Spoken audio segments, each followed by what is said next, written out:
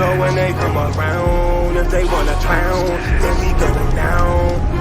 I'm war ready, was born ready, I'm more ready. I'm saying this now, making sure that the morgue ready. Yeah. We got some drop-offs, battle formation, I'm waiting for you to pop off. Right after you make your first move, get your rocks off. Next thing, your head to the dirt, we are not soft. I took a loss, but nah, I ain't panicking. I be making moves, you staying still like a mannequin. Think you got the force, but shit, I'm feeling like Anakin. Hit the chick with the lightsaber, might save her. Doing moves tight major with light paper. And H-Town on them blades like an ice skater. Yeah. At that one West Passover, sit down, take a seat till the class over. Far from sober, but I ain't puffin' on Doja. Bartender, bring me tequila. Hold the soda, shit. Hold the ice too. Flood it like a typhoon. We can get 6 shooters, 10 paces high noon. We had Player Street, all-star studded like it's all. Because that's what it means. That's what it means to serve the Lord. That's His will. The Lord's will is about division. The Lord's will is about separation. The Lord's will is about not gratifying yourself. The Lord's will is about not satisfying yourself. That's what the Lord's will is about.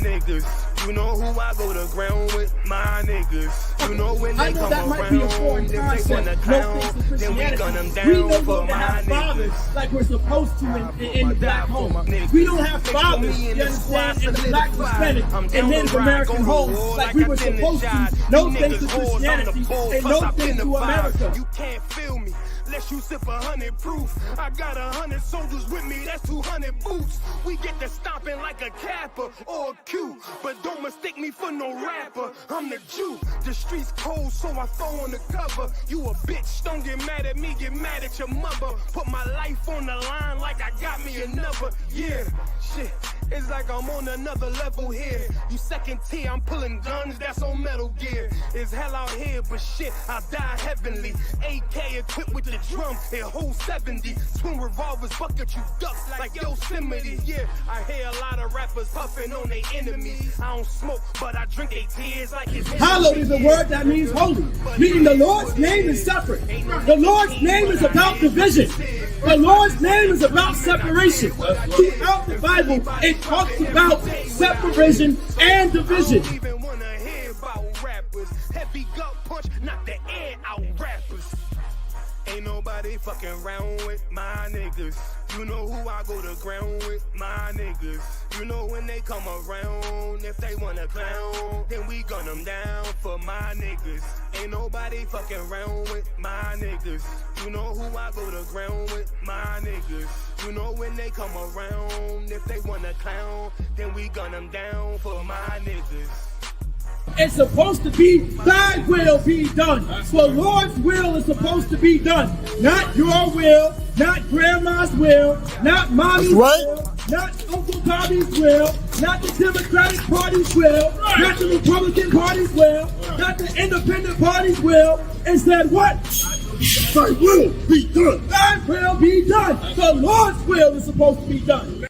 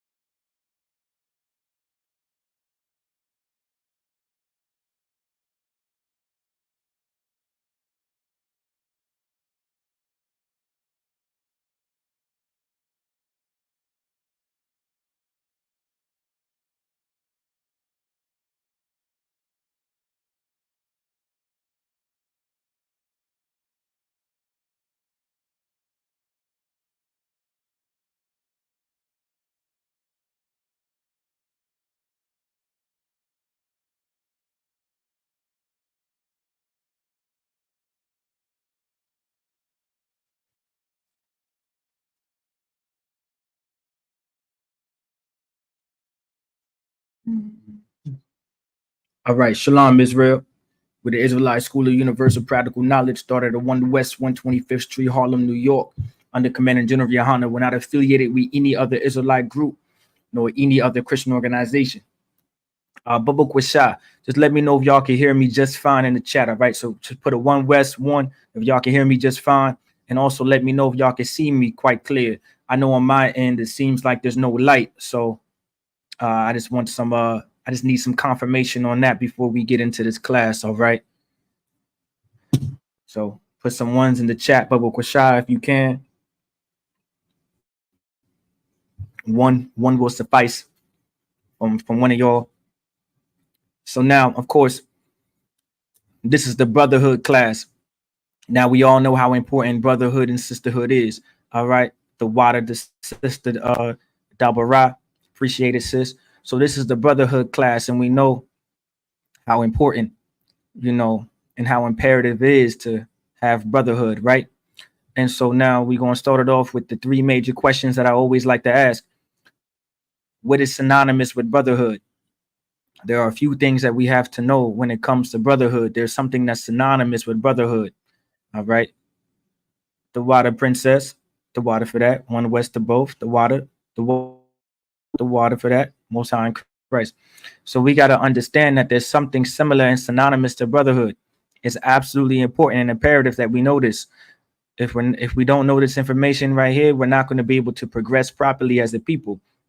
And give Sister Dabara a hand, give Sister Imada a hand. All right. That's called sisterhood. Brotherhood and sisterhood are synonymous with each other. They're similar to each other. If we don't know that they're the same, then we're not going to be able to progress as a community. We're not going to be able to progress as a society. We're not going to be able to progress as a family. Like, we're not going to be able to progress at all. If you want to talk about success, if you want to talk about prosperity in any point in time, we first have to understand the basics of brotherhood and the similarities and how it's synonymous to sisterhood. We have to understand that. Now, moving forward, if brotherhood and sisterhood are synonymous with each other, then what is brotherhood and what is sisterhood? Like, we have to give a definition to these words. If we don't give a definition to them, then they're going to be led, then they're going to be open to interpretation. And what we cannot do is allow these things to be open to interpretation. That's where the Christian church, that was the downfall of the Christian church. That was the downfall of the Black community due to the Christian church, because everything was left up to personal, individual interpretation. There is an actual definition of brotherhood. There's an actual definition of sisterhood, right? And that is love. Give everybody a hand. Said in the chat, most times being synonymous when it comes to brotherhood and sisterhood being synonymous with each other. All right. The definition of them both is love. Brotherhood is love. Sisterhood is love. All right. Brotherhood isn't what you think it is. Sisterhood isn't what you feel it is. Brotherhood has a definition, and the brotherhood is love. Sisterhood has a definition, and the definition of sisterhood is love. And I want everybody to understand that. And so with that being said, what is love? I know some of y'all may have already put it in the chat, but my next question is, what is love? Most High in Christ. I see some of y'all put the precept there, but y'all let me know. All right. Y'all let me know what love is. All right. Because love also has a definition according to the Bible. Love also has a definition according to the Most High, according to the Lord. Unlike the Christian church. All right. And unlike the Christian church, unlike Christianity, and unlike the pastors and the bishops and the evangelists, all in Christianity, all in that Christian church, they think love is just a feeling. They think love is something what you can say it is. Love is something what you think it is. But the reality of that situation is, it is not. Love has a definition. Now, what is love? That's what we need to know. What is love? Is my and I want to let everybody know, is my I see my video messing up on my end. All right, but is it still clear to everybody else? Am I choppy? Am I messing up? Y'all just let me know. All right, but give Sister Shakal a hand. All right. Most High in Christ, give everybody else a hand, of course, because they gave me the precepts as well, which is 1 John chapter 5:3. That's the definition of love. 1 John 5:3, where it says, keep the commandments, right? For this is the love of God, that we keep his commandments, and his commandments are not grievous, right? For this is the love of God, that we keep his commandments, and his commandments are not grievous. Like, this is essential, all right, when it comes, to serving Most High. This is essence when it comes to serving, following the Lord. It's keeping his laws, statutes, and commandments. Like, there is no other way. Like, that's how we properly love each other. So, like, it was freezing a little bit before, but it's Tawab now. Okay, so I'm gonna see what I can do on my end. It might be the service, it might be my connection. All right, but I'm not going to try to have that going on for too longer, because I want you guys to get the full effects of this video, and I want my video to be clear. So maybe there's something I can do on my end.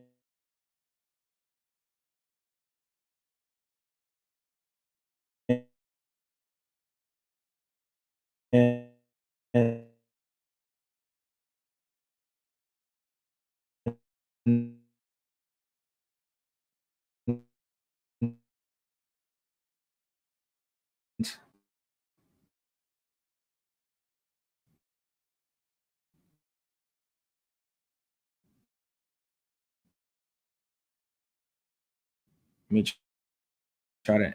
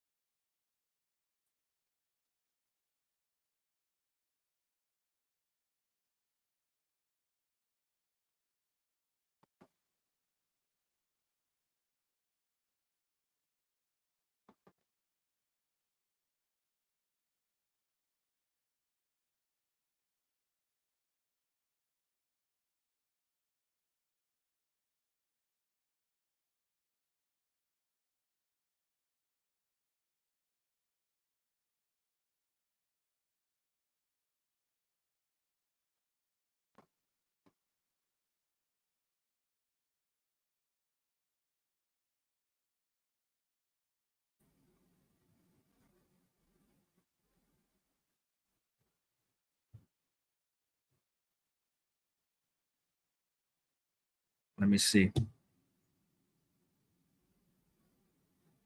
Okay, y'all let me know about the connection now. I may have fixed it, I may have not. I'm gonna try to work through it as much as possible, but hopefully it's not as frozen as it was before. I closed as many things out as I can.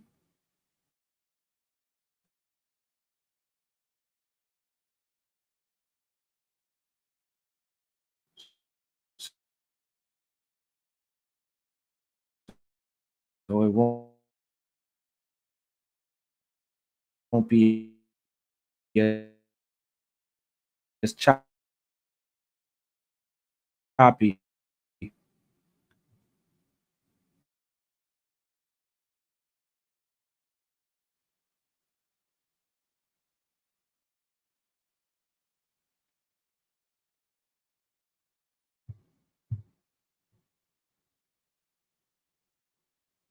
Let's see. Said still pretty choppy.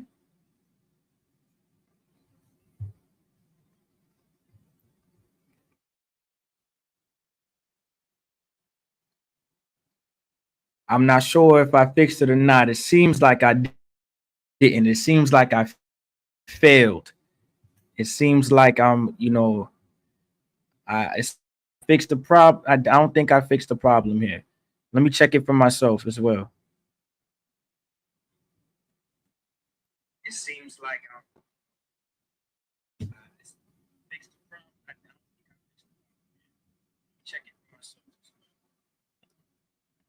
okay, so people, can y'all hear me now and see me now? Is everything fine? Am I a little better?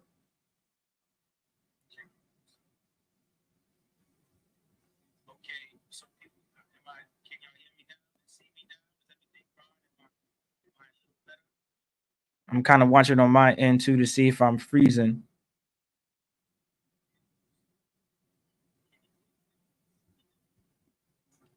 Okay. All right. We're going to try to rock it out from here on out. I think it seemed like everybody's saying I look Tawab and y'all hearing me Tawab, so I'm going to try to rock it out as much as possible. All right. So you guys seen the lesson for today. Of course, y'all about it. All right. And so, we're going to go about when it comes to the Most High Christ. All right. So we're going to talk about the object of interest. All right. When it comes to the woman, we're going to talk about the holy matrimony. We're going to talk about America's spiritual matriarch. We're going to talk about different topics like that. And we're going to go through the different scriptures throughout the Bible. I may not pull as many scriptures. I'm gonna do my best to answer some questions. If you guys have any questions out there, when it comes to I'm not going to try to be all over the place when it comes to these scriptures, but just bear with me. I want to be able to tackle as much information as possible.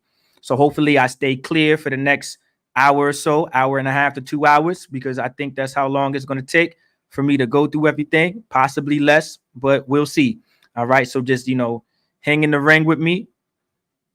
The water for y'all patience, the water for y'all participation, the water for y'all due diligence. I hope everybody's taking notes. I hope every brother and sister has their notebooks out, computers out, notepads out, MacBooks, whatever, your new tablets that take notes now. Hopefully y'all have all those things to take notes. All right. The Bible talks about let all things be done in writing. It's very important. I want y'all brothers and sisters to definitely take notes in tonight's class.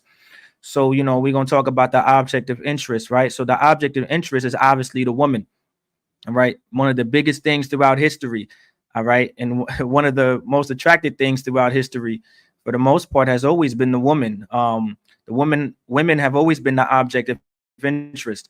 Women started wars. Women started fights and battles. Women are always looked at as the object of interest. When it comes to the object of interest, we're going to talk about, we're talking about like a person or thing seen as the focus or target when it comes to feelings and thoughts and etc. Like that's what our object of interest. Your eyes. So now when it comes to your eyes lock in. All right. Your eyes lock in. And, constantly brothers are going after sisters.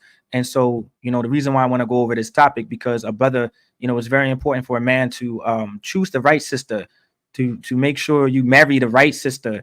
And, you don't lay down with the wrong sister, because that can ruin your life and that can also ruin her own. As a man, you want to truly understand how important that concept is. That's why we're also going to talk about holy matrimony. All right. I use that terminology purposely because I think a lot of people use holy matrimony in marriage. So that's the only reason why I use that word. It's not really a UPK term. All right. But it's more so I just used it for the title to see if, it brings more views. I'm trying to hack the code. I know me and Officer Yagador have been working to hack this code, especially Officer Yagador. Give Officer Yagador a hand, doing an excellent job in that media department. Let me tell you. I remember the times when I was editing videos after Hebrew Academy and editing videos and doing my damnness. And when the brother took over this department, he progressed past me. So please give that brother a hand, because he's done an absolute excellent job in that media department. Give Officer Mataza Akara a hand as well. He's done an amazing job in his truth so far. He takes anybody who's signing in. He's in charge of taking your attendance. All right. When it comes also, he's third in command of Virginia, and that's also an important role. You know what I'm saying? And Baruch Yahweh Yahushai for that brother going through Hebrew Academy, because it's going to teach him a lot. All right, when it comes to being in charge and having power within the state of VA, that's very important. So definitely give that brother a hand as well. All right, but I use this term holy matrimony because, you know, marriage is something that needs to be talked about, because marriage is a big thing. Marriage is a part of can either make or break a society, and obviously outside looking in, or even inside looking out, I guess, because we're living in the community and we're living in our cities, and we've been a part of broken homes, depending on who you are. All right, we've seen how important marriage can be to a society. We've seen how important marriage could be when it comes to building up a family and not establishing a broken home. So we definitely want to look at we definitely want to look at the aspects and the details of holy matrimony. All right. And of course, we're going to talk about the America's spiritual matriarch. That's the main thing. You all right? Does anybody know what matriarchy is? And I know this is the brotherhood class and the sisterhood class, right? But, you know, this is a part of brotherhood and sisterhood, right? This is, this is love. Love is knowing. All right. Love is making sure that you understand what is what and what is not, right? Okay. So does anybody know what matriarchy is? All right. I'll let you know for time's sake. Matriarchy is a woman who rules or dominates, all right, or dominates a family group or state, a family group or state. That's matriarchy, meaning a woman in power, a woman in charge. Okay, of course, you know, I wanted to go over this topic too as well, because it's definitely a give Sister Ramadan hand, absolutely. Female of power. I definitely want to go over this because, you know, time and time again, this topic of women's rights and, you know, women's empowerment and, you know, a strong woman and things like that keep, you know, resurfacing. And it's no problem that it resurfaced, by the way. It's not a problem that if it keeps resurfacing necessarily, because we'll always, you know, we'll always, you know, attack that demon accordingly and fight that demon together, that with any brother and sister that may have that women's rights and women's empowerment demon. And just know brothers have a women's rights, women's empowerment demon too.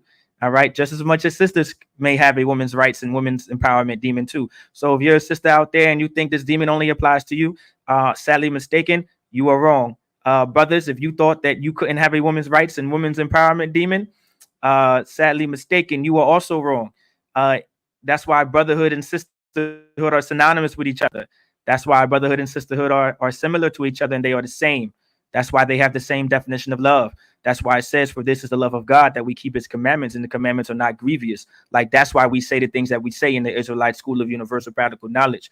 And so, you know, matriarchy isn't Israelite culture. It's definitely not Israelite custom. And so, you know, we definitely want to attack those things too as well. All right. Because, you know, there's an ongoing discussion and topic in the news besides the diddler. All right.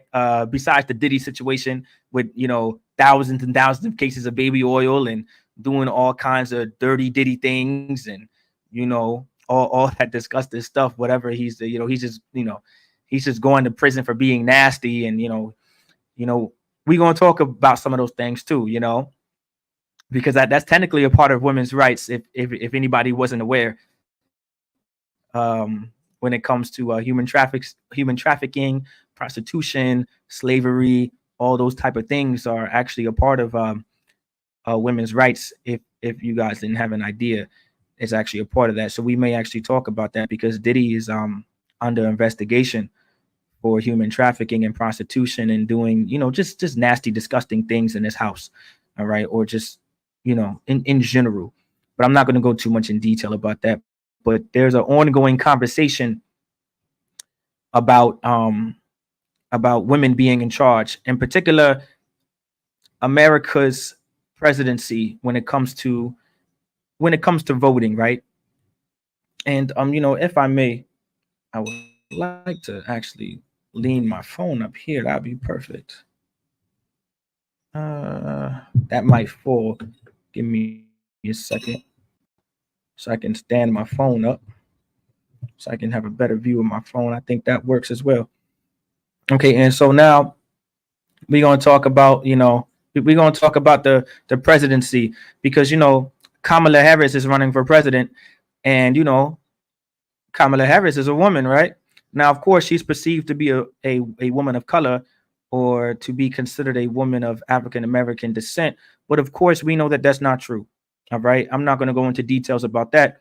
Why do we need to discuss if Kamala Harris is if Kamala Harris is a so-called African American or not, when we all know, at least we all should know and be aware that not just her father has just not her father is a Edomite or a so-called white man. Um, her mother is a East Indian, a so-called East Indian, which would become from the nation of Elam, according to the Bible, right? So this is general information. At least it should be general information, but it's information that should not be ignored. But because of Christianity, our people ignore race, and that's another thing that's stopping us from having this so-called prosperity that the Christian church loves to talk about, and and success. That stops us from success. That stops us from this prosperity that we always desire, is taking race out of the Bible. And because race or your ethnic background absolutely matters according to the Lord. And Christianity takes that out of the Bible. Your identity is everything. All right. I want everybody to be aware of that. Okay. And so when we focus on Kamala Harris being president, we're gonna pull some scriptures. We're gonna go to Numbers 27 and 16. So if you guys are still following with me, and if I'm still being heard, please let me know. We're gonna go to Numbers 27 and 16. All right. And we're gonna talk about it really shouldn't matter if Kamala Harris becomes president or not. All right. The ongoing topic that I'm hearing is America going to be successful? Is it going to work if a woman is in charge of America? And I want you guys to understand, a woman being in charge in the so-called oppressor society is really nothing new. Okay.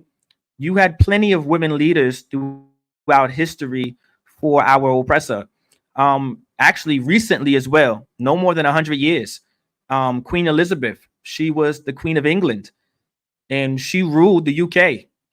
She ruled England. She was a woman, and apparently she did a pretty good job, right? So you have what's her name? This Jewish woman. She was the prime minister of the Israeli state in the 1940s, the late 1940s to the early 1970s. Her name is Golda. Her name was Golda Meir. Golda Meir. Just look up Golda Meir. She was she was an oppressor, and she was the prime minister, and she was a leader of the Israeli state.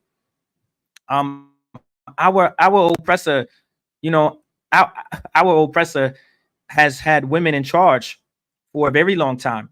And that's why the women's rights and the women's empowerment movement was able to flourish the way it did in America, because having matriarchy in America is nothing new. You may think it's new. A lot of y'all may think this is like a new thing, like, oh my God, Kamala Harris, the first woman president, and not just the first woman president, but the first so-called African American president, or minority president, or whatever you want to say and call it. It's really nothing new. And a lot of and listen, and this is for you oppressors out there too. Don't think that your society is going to crumble because a woman becomes president. Just understand that your country and your nation and your great nation is going to crumble because Christ returns, because God brings World War III, because God brings race wars. It's not because there's going to become, it's not your society and your nation and your country is not going to fall because Kamala Harris becomes president. It's not going to. I promise you it's not. But what is going to cause the downfall, right, is when God brings war to America. That's going to be the fall of America. And I pray that everybody understands that. So I don't want any of y'all thinking that, Kamala Harris is going to, is the fall of America. Some of them think Donald Trump is the fall of America, but he was already president. But, we're not going to talk about that. But let's go to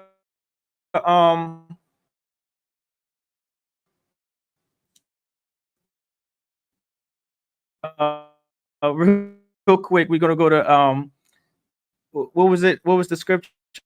Was it Kiss 27? Let's go on the screen too.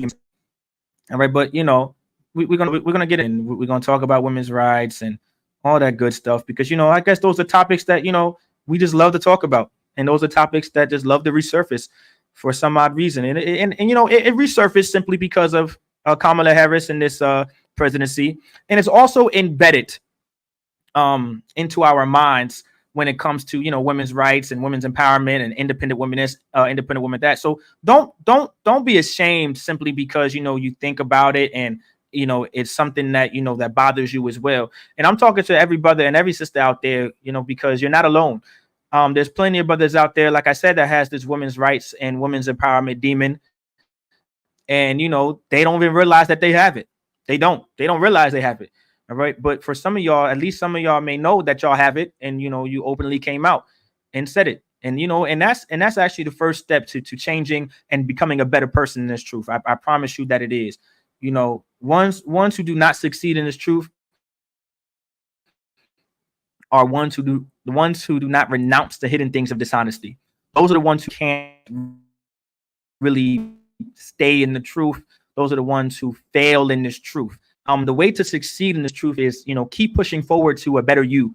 Be who the Lord wants you to be, and not be the one who the Most High doesn't want you to be. And you know, that's really what it is.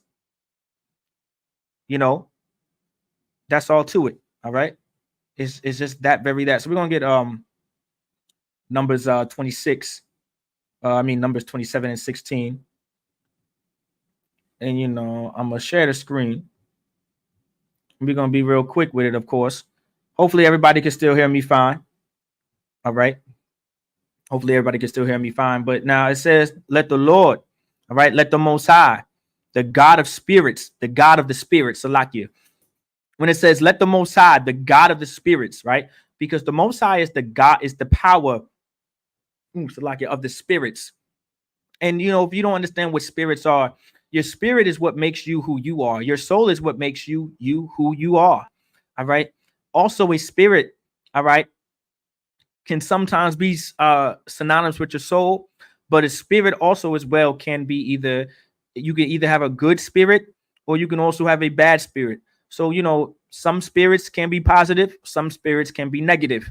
If you haven't realized throughout life, you know, life works on a scale. All right. More so like a scale of balance. You know, there's good and bad, there's positive and negative, right? Throughout life, you can kind of see that there's that balance, right? There, you know, and of course, you want more good than bad, of course, naturally. That's what you would want, you know. That's where real balance comes in, where there's more good than bad. All right. I know that may seem that may seem a little you know, I guess off-putting, because anything with balance means there should be the equal amount of good and equal amount of bad, and that's balance. No, not necessarily. And in relation to, you know, a good spirit and a bad spirit, you want more good spirits than bad. You know, you want more positivity than negativity, of course, in life, right? It makes all the sense. So when it says, let the Lord, the God of the spirits of all flesh, because flesh has a spirit. A flesh meaning your man, of course, a man or a woman, all right, a human being, right, has a spirit. And that flesh that has a spirit can be a negative one or it can be a positive one. So just keep in mind, you want to be careful. You want to be careful who you surround yourself around, because that person can put a evil spirit on you just as much as an individual can influence a good spirit on you. Spirits are influential on the earth. All right. If you have not known, spirits are throughout the air. Spirits are in the words that people say. Spirits are in the actions, all right, that people behave themselves in. All right. And so, you know, spirits are influential. All right. And so positive and negative or good or bad spirits can bring a great influence on an individual if you're not careful. So you may want to be careful who you surround yourself around. All right. No matter what age you are. All right. You can't be, I know you may want to be friends with everybody, but you may not be able to be friends with everybody. I know that's a hard pill to swallow for some of you, no matter what age you are. but you can't be friends with everybody. You can't be goody buddy with everybody. You can't. That's just how life is. And the Lord explains that time again throughout the Bible. That's why the Lord said that sometimes it's necessary for you to separate and come out of your family. All right. The Lord said that throughout the Bible. The Lord said that even in the New Testament. All right. That he would put a difference between father and son and mother and daughter. All right. For that very reason, because spirits are influential, positive or negative. All right. Moving on. And it says, set a man over the congregation. So it says, set a man over the congregation. Now, why did the Lord say set a man over the congregation? Because this was a order given from the Lord, all right, to Moses to give to the children of Israel. It was always Israelite custom to set a man over the congregation. The congregation is the multitude of people who you're in charge of. And so, you know, as blacks and as so-called blacks, Hispanics, and Native Americans, when you see America going in the route of matriarchy, which is very common, which is very normal. Once again, Queen Elizabeth, Golda Meir, right? These are women leaders in the kingdom of Esau, in Esau's society, in our oppressors community. So it's nothing new to see matriarchy, but matriarchy never existed in the Bible. You know, a lot of Christians may make you believe that, you know, matriarchy existed at one point in time in the book of Judges when it talks about Deborah in the Hebrew. All right. And that name is so spiritual, by the way, you know, because, you know, Deborah or Deborah in the Hebrew, you know, she was a mother in Israel. All right. And she was no leader. She was no independent woman. She was no she was no women's rights or women's empowerment type of sister. She went to a man for help. All right. She was a mother, and she got all her sons in line as any mother would, and said, you need to go to war. That's not leadership. That's just being a mother. The thing is, you know, sisters need to be able to embask their femininity in the proper ways, and expressing your femininity in the ways of masculinity is just not it, sis. And I want to make that very clear. You will fail every time if you try to embask your femininity in the ways of masculinity. There are things that a man is supposed to do, and there are things that a woman is supposed to do.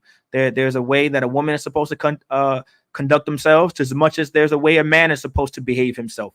All right. Do not be fooled, and do not be tricked. All right. In basking in your femininity in the way of masculinity. You're going to fail every time.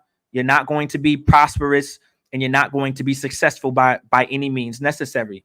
Now, when I say that, I'm talking about as a society. I'm talking about as a community. I'm talking about as a city or a town or a neighborhood. I'm not talking from a individual perspective. If we want to talk about from a individual perspective, then absolutely you'll be successful. Absolutely you'll be prosperous, because you live in a matriarchy society. I don't know if anyone understood this, but matriarchy flourishes in America. You just don't see it. All right. Yeah, you might see our oppressor in charge, but his woman is equally just in charge. This is a matriarchy society. And you know, in the spirit of our oppressor is feminine, which has always been a matriarchy type society. That's why the title is The Spirit, America's Spirit of Matriarchy, because there's a spirit of matriarchy in America. America's spirit has always been feminine, has been always. Our oppressor is the most emotional bastard on the earth. Our oppressor is the most emotionally unintelligent being on the entire earth. He will slaughter an entire race of people in an instant without any remorse. That's what our oppressor is capable of. That's a feminine trait. All right, to be unemotionally intelligent when it's not necessary. All right, that is a feminine trait, is to be emotionally unintelligent. All right, in a time that is not necessary. Now there are times. Now once again, that's a feminine trait. But as a man, you cannot have a trait You cannot have a trait that allows you to be emotionally unintelligent in a time that is not necessary, when a time is obviously unnecessary. You cannot do such things. And that's what it means to be, that's what it means to be a man. And that's what it means to be masculine. Right. Officer Yagador, give Officer Yagador a hand. Exactly. A child with nuclear capabilities. That's exactly what our oppressor is. A child with nuclear capabilities. All right. And and that's why we describe women like children many times than one, because the characteristic of children you can see in women as well. That's why you always have to stay over and on top of a woman when it comes to certain things. Now, once again, as a sister, I'm not saying these things to be rude. I'm not saying these things to say that you're dumb, because sisters are absolutely not dumb. Sisters are very smart. Sisters are very intelligent. Women are very intelligent, and I'm not taking their intelligence away from them. You have women who who are in charge of fast speed internet. I would not be able to stream the Israelite School of Universal Practical Knowledge online classes as in right now, if it wasn't for a black woman who was in the works, all right, of helping create high speed data internet by using fiber optics. Her name was Dr. Shirley Jackson. That was her name. All right. The black woman got our oppressor to the moon. All right. The black woman was the supercomputer. She was the computer. You know how you go into the computer and you Google things? Well, she was Google. She was AOL when I was out, when that existed, right? She was the AOL. She was the Google. She was the Bing. All right. She was the network, and she was the supercomputer. She was able to she was able to give you the answers to your calculus problems if you went to her. That was the black woman. So black women are very, very intelligent and very smart. So I'm not taking that from y'all, by the way, when I say the things that I'm saying. But I want you to understand how important it is for a man to be in charge of the entire congregation, like the congregation that the Lord said, right? The Lord said right here, I'll bring it up on the screen right here. It says, say a man over the congregation. It's important for that. And here's why. The Lord is going to give you the reason why. All right. The Lord's going to give you the reason why. It says, which may go out before them. What does it mean to go out before them? Meaning to go out about the people, right? And which may go in before them. So not just out before them, but in before them. Some in. So in for the people and out for the people. All right. When you go out for the people, in for the people, this is talking about going to war for them. This is about fighting for them. This is talking about having conferences for them and making sure that they're safe, making sure that they're protected. Like that's the purpose of a man being in charge of the congregation. Women do not have these capabilities. All right. And women were never supposed to be, or actually, let me take that back. Women were never meant to be in a position to have these capabilities. Do women have the capabilities of doing so? Absolutely.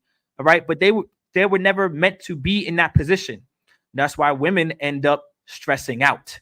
That's why women end up getting all these type of cancers and all these type of sicknesses and all these type of diseases, because they were never supposed to be the leader of the home. They were never supposed to be a matriarch. They were never supposed to be in a position to exercise these type of capabilities. They were supposed to be a man in charge, all right, who was supposed to be able to be in his capabilities. That's why all of you women have these long, luxurious, glorious hair until you're damn near 65.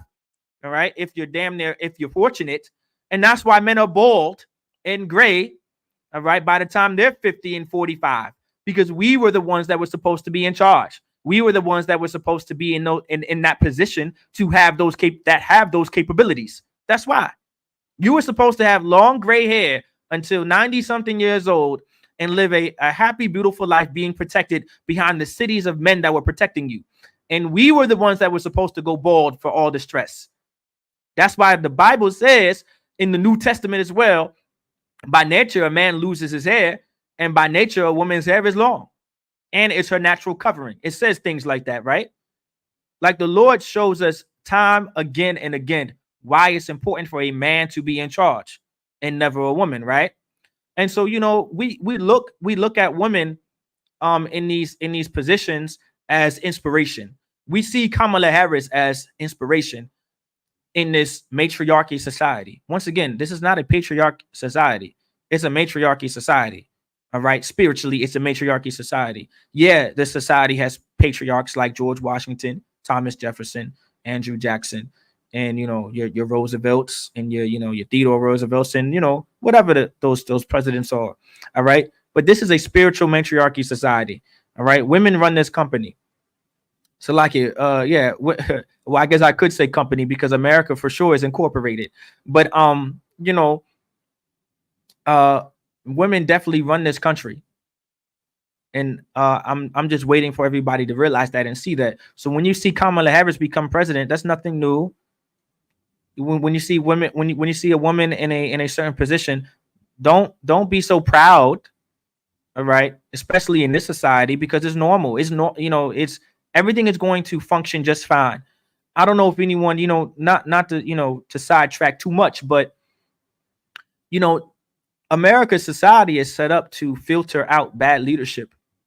There have been plenty of bad leaders throughout America. There have been bad leaders that were presidents throughout America. All right, but the way they set up their society, all right, it filters out bad leadership. So regardless if Kamala Harris is a good or a bad leader, their society is established to filter those things out. That's why you have the judicial branch. That's why you have the executive branch, which is the president itself and others. And then you also have the legislative branch, and that involves Congress. If any of y'all were in school back in the day, those are your three branches. You got your legislative branch, your executive branch, and your judicial branch. Those branches are there to filter out bad leadership.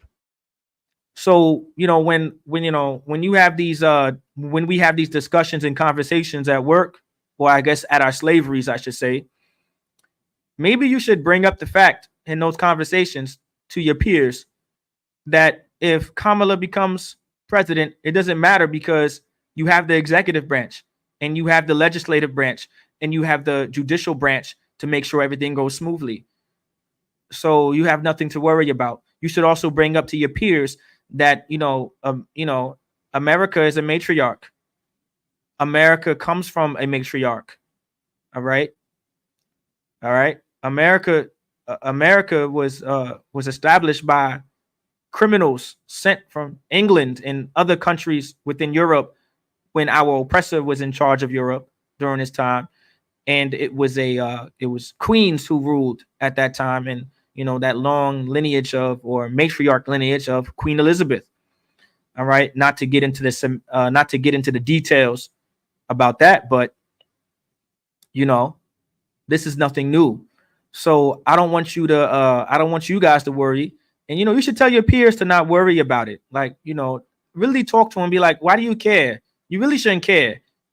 All right. Once again, America isn't going to fall because Kamala Harris becomes president. America is going to fall because the Lord wants it to fall, and the Lord is going to make it fall. And I want everybody to keep that in mind. All right. And tell your peers that Christ is going to make America fall. The Lord is going to use Christ and the angels, all right, to bring absolute, utter destruction to America. Not Kamala Harris, not Donald Trump. All right. Not at all. All right.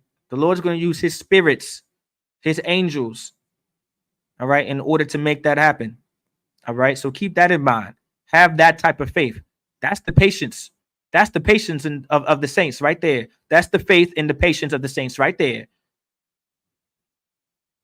In that one line. All right. So let's continue reading. Now we're going to talk about let's continue. And which may lead them out, and which may bring them in. All right, because men were to be the leaders of the Israelites. Men were supposed to be the leaders of any community, of any society. Allow everyone to not get this twisted. Men were the ones that the Lord put in charge. The Lord never put a woman in charge. The Lord never put a woman in that type of response. The Lord never put a woman in that type of position with that kind of responsibility, who very well may have had those capabilities. The Lord has never done that. All right. And the Lord isn't going to do that. All right. It's best for you as a sister. All right. It's best for you as a sister to lay low and allow your man to lead. All right. Now I know different situations occur, and your brother and the brother that you decided to marry may not be a good leader, you know, and he's a terrible leader. Well, if you think that's the case, then maybe you should bring him to some leaders. Be a good wife and bring your man to a leader so he can learn how to be a leader. It's not your job to be the leader, sis. Like, what if you want to truly and bask in your femininity, make a actual feminine decision that isn't going to lead you down a masculine path. Maybe you should do that instead. And in that particular situation, how about you bring your man to some leaders and maybe he can be taught how to be a leader? Have you ever thought about that? Of course not.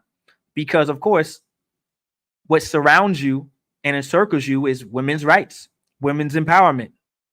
All right, the independent woman. So of course, because that's what surrounds you, and that's what's encircled, and that's what encircles you, you're going to make the decision to become a leader. And then years down the line, you're going to complain why you're all by yourself and you are leading and taking care of kids on your own. This is what you're going to complain about. Now, once again, that's just one scenario. I know there are many scenarios than one on why a woman is raising her kids on her own. I'm not saying a man does not play a part in why a woman is raising why a woman is raising her kids on her own. All right. Of course, I'm not saying that.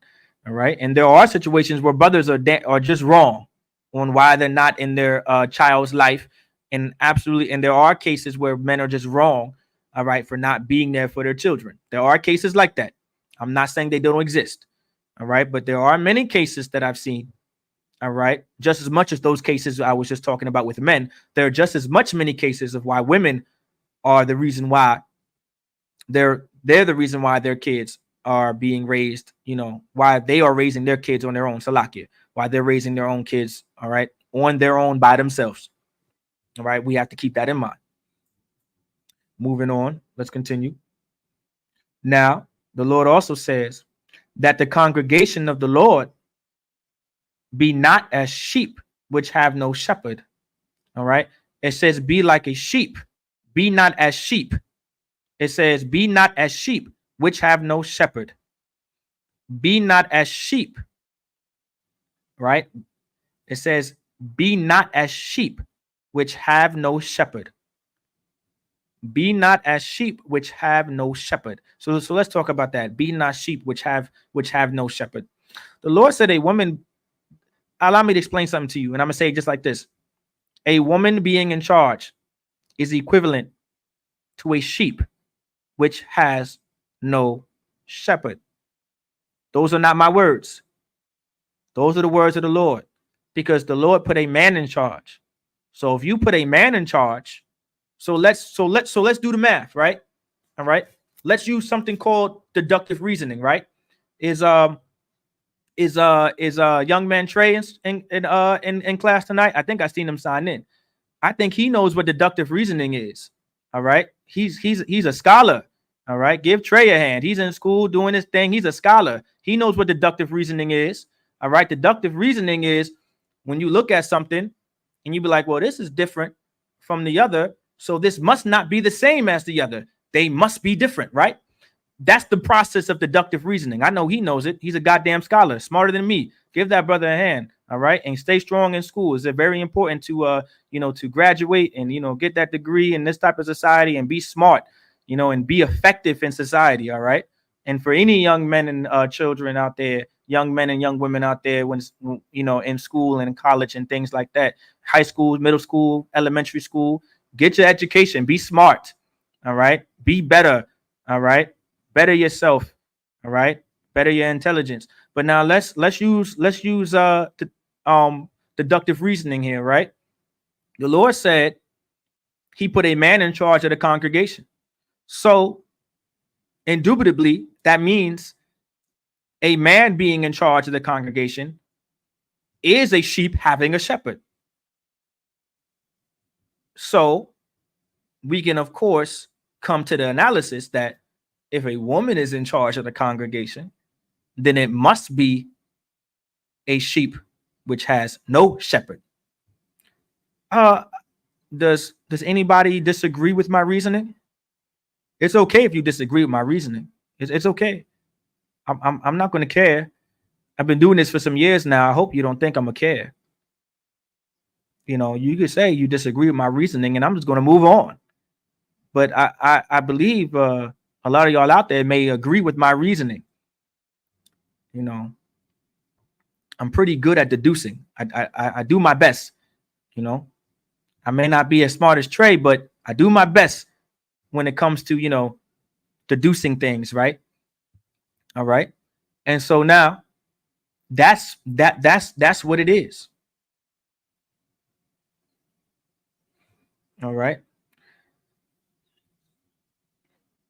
And so now if we you know, if we continue talking about Kamala Harris being in charge, all right, is America now a sheep that has no shepherd? Absolutely not. This does not apply to America.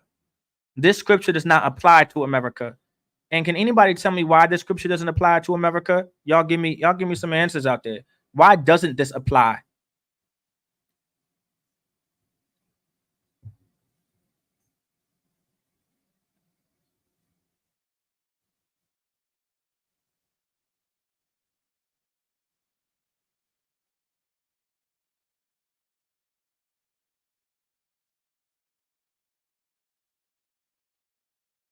And you know, shalom.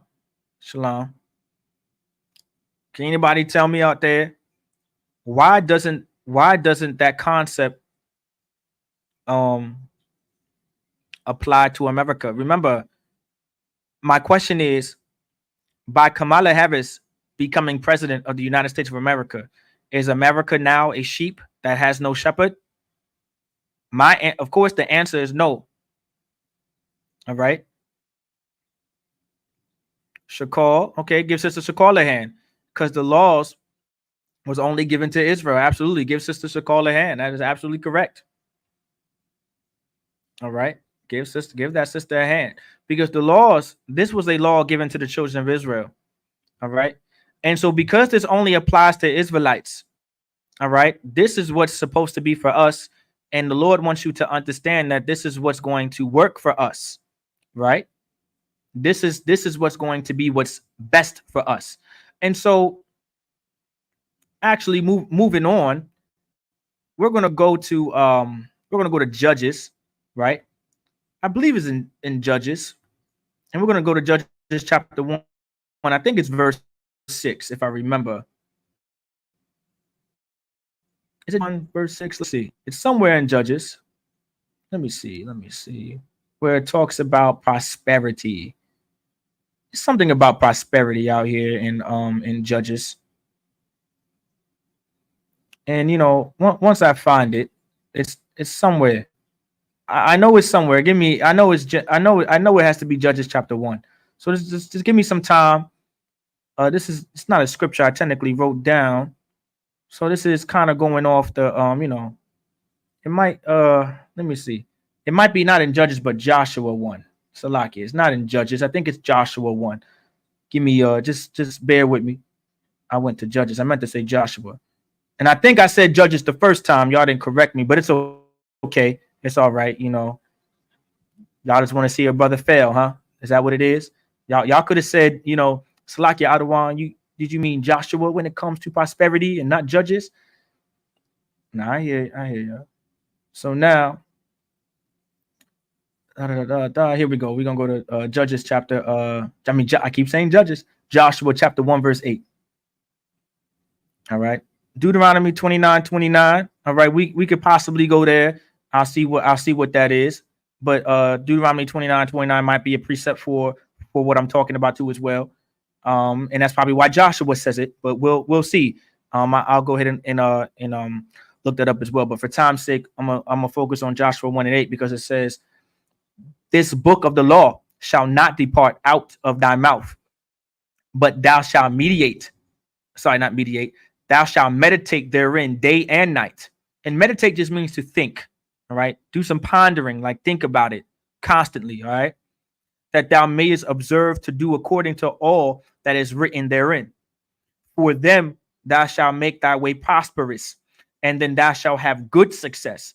Now that's in the Bible. All right. And so these laws, all right. And so the reason why I said that, because these laws are going to be the reason why we become prosperous. All right. And the reasons why we have good success. And so I brought that up because America is going to have great success because America has America has ran on matriarchy before. America is a spiritual matriarch. All right. But Israel has never been a matriarch. And so when the Lord said in Numbers 27 and 16, all right, 16 and 17, I should say, when the Lord brings out how a woman being in charge is like a sheep that has no shepherd, all right, that only applies to the Israelites.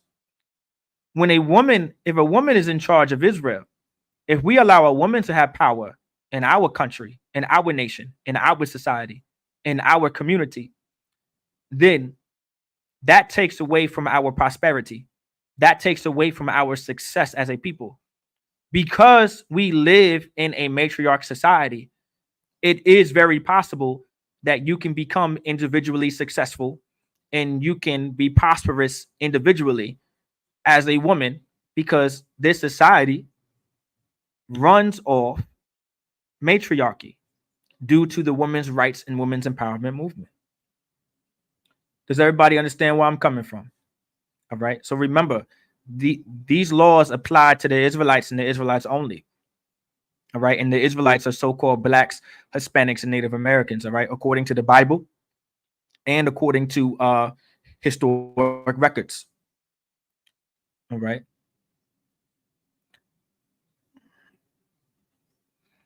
Right. Everyone got a big mama. That's absolutely right, sis. Yep. Now let's continue. Now moving forward,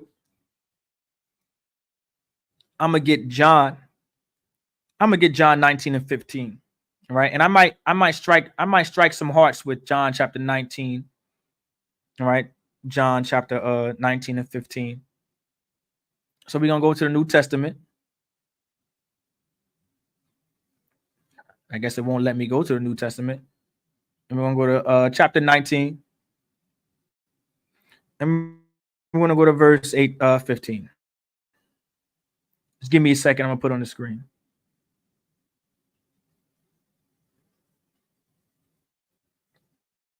And I'm gonna give you a and while I do this, I'm gonna give you a backdrop, right?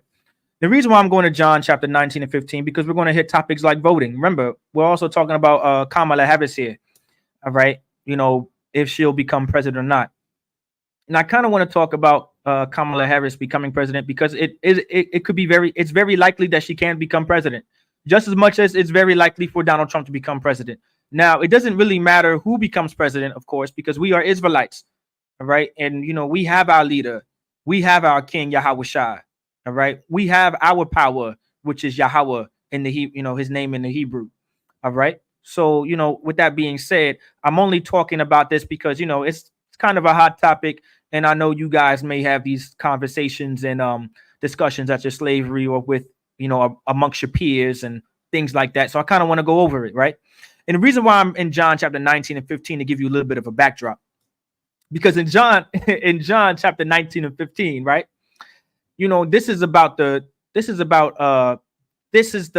chapter where Christ gets crucified, right? Yahweh Shai Mashiach. This is where he dies for our sins, all right? And I kind of want to give you the context of it. You have Pontius Pilate, right? And and Pontius Pilate is like letting the Jews know that he sees no fault in this man. He sees that this is an innocent man about to be crucified. And he gave the Jews time and time again, right, to vote.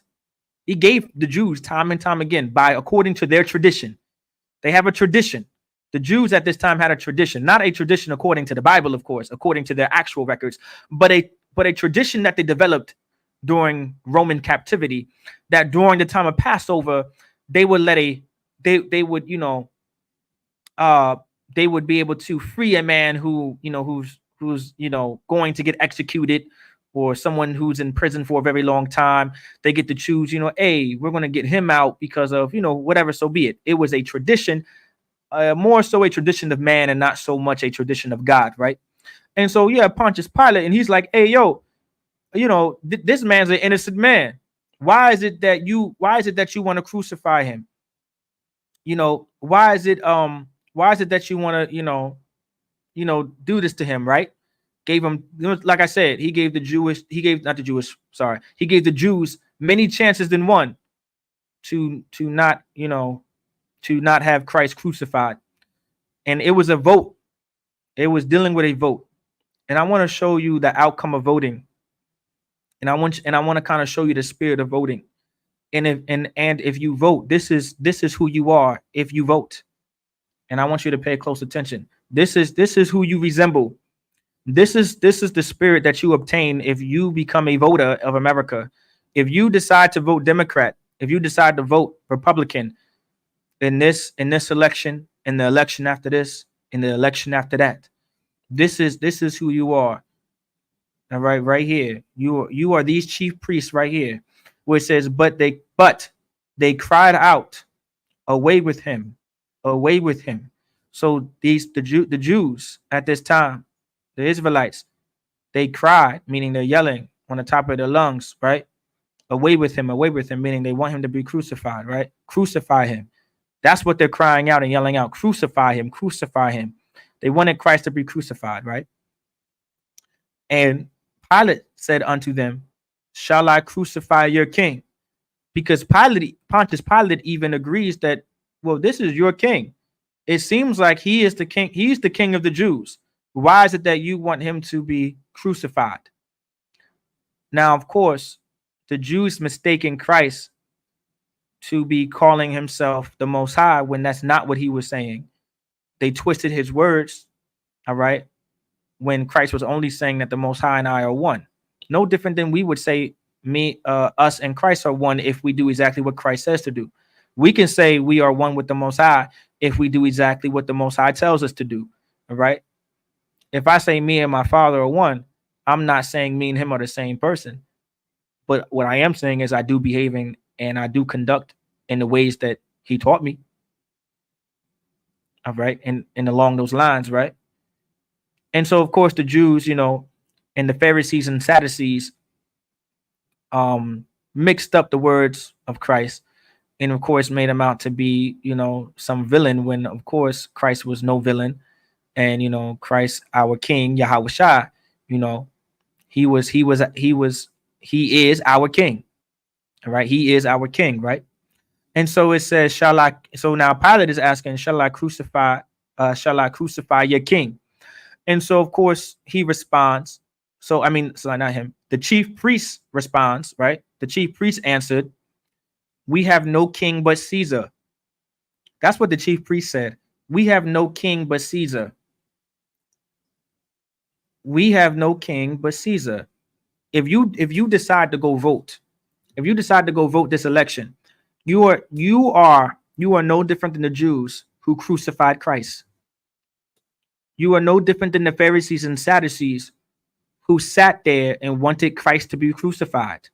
You don't realize that you crucify Christ every time when it comes to you going out and vote. I want you guys to understand that you crucify Christ. If you are a Christian and you are a Democrat, and if you are a Republican, you crucify Christ every time you vote, because you have no king but Caesar. You don't consider Christ to be a king if you vote. Does everybody understand that?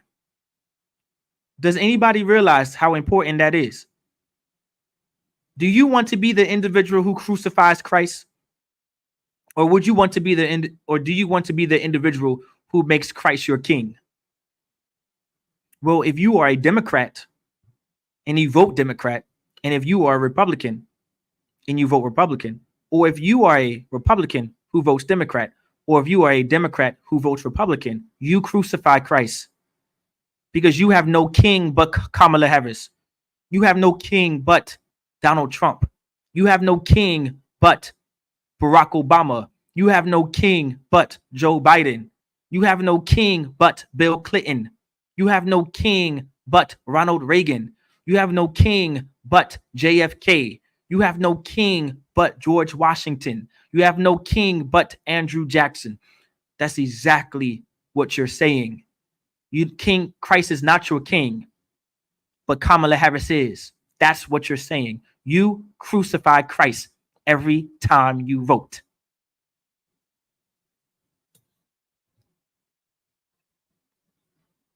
I know I may have hurt some feelings out there. And of course, I really don't care. All right. Everybody knows Yarash Mouth don't give a damn. All right. And so I want you to equate that, when you look at Kamala Harris as some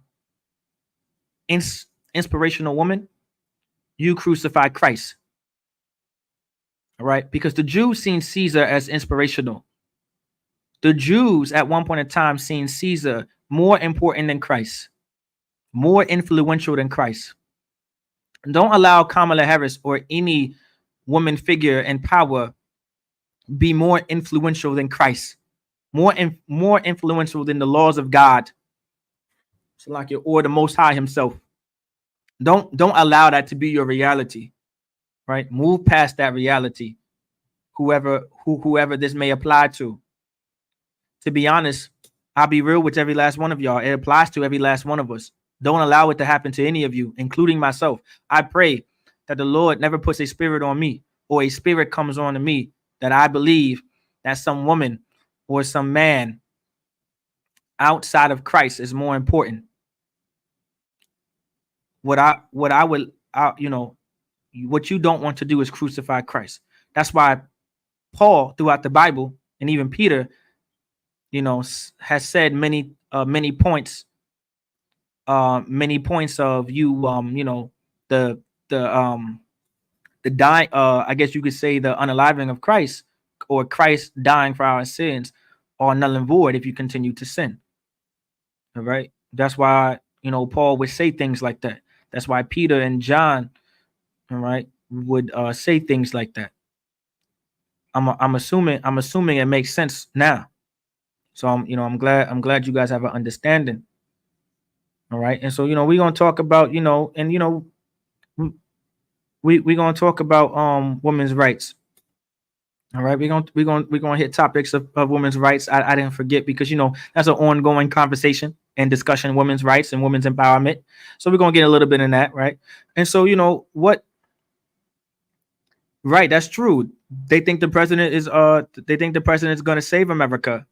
That's very true. They definitely think that. Right. But of course, and that very well may be true for a time. The presidents of America are going to save America for a time, but their time shall come. Just understand that America is going to fall. It's prophesied in the Bible, so their time will come. So allow the people to believe that the presidents are going to save America. It's going to be for a time. Just know it's just for a time. It's just for a season. All right. America for sure is going to fall. So now let's get into women's rights. All right. Because, we talked about, voting, and we talked about Kamala Harris, and we talked a little bit the lines of matriarchy and things like that. But, I think we should start getting into, I think we need to get into holy matrimony. All right. And the reason why we're going to start talking about, marriage and holy matrimony, because women's rights and women's empowerment actually affects marriage just as much as it affects the marriage of us between the Most High. If you did not know, we are married to the Most High as a people. All right. Just as much as Christ is the husband to the church, with the church is the wife. Does everybody remember that breakdown? Does everybody remember that class? I pray that y'all do. See, now y'all understand why I didn't give a damn about teaching about multiple wives, because that topic is so much more powerful and much more much more important than you think it is. All right. We're married to the Most High just as much as Christ is the husband to the church and the church is the wife. And it's such a mystery because of the Christian church. All right. Because the church will have you believe that that entire thing was talking about an actual husband and a wife, when in reality, it was talking about Christ being the husband, the church being the wife. That's why when it says the bishop of one wife, it's talking about being the bishop of the church. It's not talking about an actual wife. It it never was. All right. It really never was. But you know, moving on. All right. So we're going to talk about this holy matrimony as well. And we're going to talk about marriage, because women's rights and, you know, women's empowerment absolutely affects marriage. It affects that quote unquote holy matrimony. All right. And we all know how important marriage is in society and in our communities. All right. This, you know, that's why the Bible talks about the law being our prosperity. All right. Being in the ways of our prosperity, or being the reason for our prosperity, I should say, and being the reason for our good success. The Lord reiterates himself throughout the Bible, because we have to truly understand that. Don't allow America to make you believe that their ways are going to make you prosperous and their ways are going to make you successful. Here's the thing. Our people don't realize collectively as a community, the ways of America aren't going to make us successful or prosperous, but it will make us prosperous and successful on the individual standpoint. Absolutely. That's why there's less rich than poor. There's less rich than poor. All right. And the reason why I say there's less rich than poor, because in reality, there should be more rich than poor. And also, if there is a rich man or woman in society, all right, our poor should not be in the conditions that they're living in. But because we believe that the ways of America and their legislation is going, and we make their legislation the reasons for our success, and the reasons for our good success, and the reasons for our prosperity, is why we will never progress as a society or a community. All right. And I want everybody to understand that point. I truly do. All right. And so we're going to talk about how women's rights and women's empowerment affects marriage. All right. We're going to talk about it. But first, before we talk about it, we got to talk about women's rights and what they are. So women's rights are just human rights, but for women. Everybody can, you know, kind of understand that, right? Women's rights are just human rights for women, just as much as civil rights were just human rights, but for Black people, or for quote unquote minorities. All right. But civil rights were just human rights, but for Black people, Hispanic, Salaki, not Hispanic, Latino/Latina people, or so-called Native Americans, right? That's all civil rights were for. And so one of it is, you know, free from violence, discrimination, and slavery, right? And so the right to be free from violence, discrimination, and slavery, that's a part of women's rights.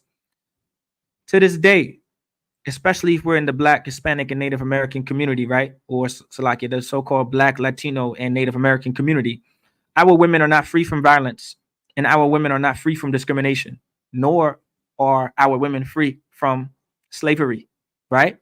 All right. There are many cases than one when it comes to human trafficking, prostitution, sexual abuse. All of these things are a problem in the Latino community, in the Native American community, in the so-called Black community. And so as a Black woman, all right, I want you to understand that you actually don't have women's rights, because you suffer discrimination more than any white woman ever would. You suffer violence than any white woman would. You suffer slavery, human trafficking, prostitution, sexual abuse more than any white woman ever would. So you don't even have the first part of women's rights. The problem is you went for your rights to the man, to the people who never wanted you to have rights. You believe that you were given rights by the very people who took your rights away from you from the start. here's the thing. You were supposed to be free from violence as a woman, and you were supposed to be free from discrimination, and you were supposed to be free from slavery, like human trafficking, prostitution, or sexual abuse. All of that deals with violence, discrimination, and slavery. You were supposed to be free from all of that, but you're not, because of our conditions in our communities, in the so-called Black, Latino, and Native American community. We are not free from any of that. So we don't have those rights. We don't have those rights at all. The only way that you're going to receive those type of rights is if we follow the laws of God. If we know how to properly love each other the way we're supposed to. Remember, for this is the love of God, that we keep his commandments, and his commandments are not grievous. That's the only way we would achieve these type of rights. And every woman does deserve at least those rights right there. Every woman does deserve those rights right there. For sure, we could align ourselves with those kind of rights. A woman should be free from violence. A woman for sure should be free from discrimination. A woman for sure should be free from slavery, like human trafficking and prostitution and sexual abuse. All right. For sure, we could agree with that. All right. Now, there are different things within women's rights that we don't agree with, but for sure, we can get down with that part, because we would love to see our women to never be abused ever in their lives again. We would love to see our women to never be emotionally abused, physically abused, verbally abused, or sexually abused. We would love to never see a sight like that ever again. So we can definitely align ourselves with that. I pray that y'all understand. The next right, the right to be educated. I believe we could agree with that. A woman should have the right to be educated. All right. A woman should have the right to be educated, for sure. A Black, Hispanic, and Native American woman should for sure have the right to be educated. But I want you to understand, all right, as a woman, as a Black woman, when we established our HBCUs, as Black men, we never stopped you Black women from getting an education from any of our HBCUs. Does everybody know the popular HBCU for women? There's actually two of them that I'm aware of. Can anybody tell me the first, the well-known one? Y'all may even know a different one that I'm thinking about. You know, I'm from up north, so I'm not too familiar with HBCUs, but because I'm Black, because I'm so-called Black, right? Well, really so-called Native American, but you know, I do identify as a Negro every once in a while. When it comes to the HBCUs for women, right? Spelman is definitely one of them. Absolutely. Give off to your Gadara hand. Spelman, right? While Morehouse is for males, right? Or for Black men, Spelman is for Black women, right? And give Dabara a hand. That's the second one that I was thinking of. Bethune-Cookman, that was a woman. That's named after a Black woman who established that university. Now, of course, men can also go to Bethune-Cookman University. Howard is another HBCU. That's true. I'm not sure if it was particular for women, but Howard for sure has Black women there. And Howard is actually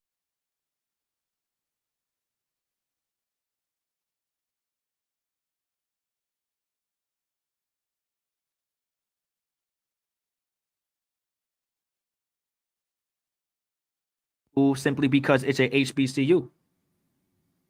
All right. I think hopefully I didn't just mute myself, but just let me know if y'all can still hear me. I think I put my beard on my chin too close to the mic. So hopefully y'all can still hear me. But Spelman, Bethune-Cookman, Howard, absolutely. The Black man, your Black man, Black woman, your Latino man, Latino woman, your Native American man, Native American woman, never stopped you from having educational rights. We never did. We never had to, right? But of course, your oppressor, he did have a reason to stop you from being educated, because he's seen how smart you were. We seen how smart and resourceful you were, and we had no problem with you being educated. But our oppressor did have a problem with you being educated, and that's why he passed Oh, okay. Okay, you did, but you're back. Okay, great. Salakia. Okay, good. Okay. But our oppressor did have a reason to stop you, to stop you from being educated, because he's seen how smart and resourceful you could be to your own community. And his goal was to always stop our community from progressing. Read my mind, read my thoughts, stop our people or your community from being prosperous and having good success. He's seen that. So of course he passed down legislation to stop you from being educated, including his own woman in the crossfire. All right. Because our oppressor is the devil that the Bible speaks of. Right, exactly. All right. We the salt, we the flavor. Exactly. All right. So you absolutely do have the right to be educated. All right. Now, simply because you're educated, does that mean you should be in charge simply because you're educated? Absolutely not. Because remember, we have to refer back to Numbers 27 and 16 through 17. All right. We don't want to become a people that are like sheep that have no shepherd. All right. So of course, simply because you have an education doesn't make you a good leader. Just like a man, just because a man has a college degree and has an education, that doesn't make him a good leader. That doesn't make him fit to be in charge. So why would it make you fit? So why would that make you fit to be in charge? It wouldn't. All right. Let's keep going. Now, with that being said, I'm not telling any woman to not be educated. I require my women to be educated. I require my daughters to be educated. So with that being said, any sister out there, you should strive to be educated. You should strive to get your education. All right. I mean, you might as well, since you have the right to. You have all these goddamn rights. You should exercise your rights of education. Unless you want to work at McDonald's your entire life, or you want to work at Walmart and Food Lion your entire life, maybe you should educate your goddamn. You should exercise your goddamn rights of being educated. I don't want to listen. When I hear a woman, and listen, y'all can hate me all you want, by the way. When I hear a sister talk about women's rights and she work at Food Line, I turn my head. I laugh at her. That's a lot, kid. You got the right to be educated. You at Food Line. What's up? What you doing, yo? You know what I'm saying? You talk about all these rights and women's empowerment. Get you a goddamn degree then. You got all this women's liberation to get you an education, and you talk about OnlyFans. You know how many sisters want to talk about OnlyFans and all these sisters doing all this type of evil? Listen, all this women's right. I got the right to do what I want, and women's rights this, women's rights that. But you got an OnlyFans. You still working at Food Lion, not attempting to get a damn degree or any kind of education. I'm not talking about just a degree. There's many things you can do. You can get some diploma, some certificate. Like, be real, sis. You want to talk about these women's rights? One of the rights is to be educated. Get educated. Get a certificate. Learn how to do some hair, do some nails, start a business. Be resourceful with the rights of education that the white man gave you. But you don't even exercise that, do you? You just exercise the certain rights that benefit you, and we're going to get into that. All right. So now we're going to talk about the rights to own property. I know I'm gonna sound like a woman hater, right? I'm gonna sound like a woman hater when I say these things, but I promise you, I love sisters. I love women. I promise you, I do. All right. And I don't want y'all to think that I hate y'all out there, because I really don't. All right. But all this women's rights, and y'all still living in apartments. All right. Y'all don't have no mortgages. Not all of y'all, but y'all talk about these women's rights. Like, there are certain women that I talk to. All right. There are certain women that I talk to. When I mean by talk to, I have conversations with, right? And, I have like real, like down to earth type business type conversations and real adult conversations. All right. And, when it comes to this, women's rights, and you talking, one of the rights is about the right to own property. What property do you own, sis? You talking about you a boss, bitch. Where's your property at? I'm crickets, right? You on Section 8. You still paying rent. You know what I'm saying? Where's your property? Where's your house? Where's your mortgage? Where's the car that you own? Where's your LLCs and businesses that's supposed to be flourishing? But you're such a boss, bitch. You're a boss woman. You're such an independent woman, and you have all these rights, but you're not even exercising all of them. You only exercise the ones that benefit you for a time. And like I said, we're gonna get to that one. All right. But I promise y'all out there, I'm not a woman hater. I love women. All right. Especially Black, Latino, and Native American women. I love y'all. All right. All right. Of course, America gave the woman the right to vote. All right. We already kind of went over that in the beginning of America's matriarchy society and all those America's spiritual matriarchy society, and we also went over Kamala Harris and things like that. So we're not going to focus on the right to vote, because we know if you, as a woman, if you vote, you crucify Christ. All right, so we're not going to talk about that, right? We're going to continue. All right. When it talks about the right to earn equal wages, right? Now this is more so opinionated. All right. So this is just Officer Yerushimov's opinion. All right. So this is not an official UPK stance. I say again, this is not an official UPK stance. This is more so a Officer Yerushimov's opinion. Because this is, and the reason why I say it's an opinion, because this topic is quite subjective. And every brother or even sister may have different views when it comes to women having equal pay. Now I know what y'all thinking, right? Yerushimov's gonna say something crazy and bold, and everybody gonna quickly just get out the class, right?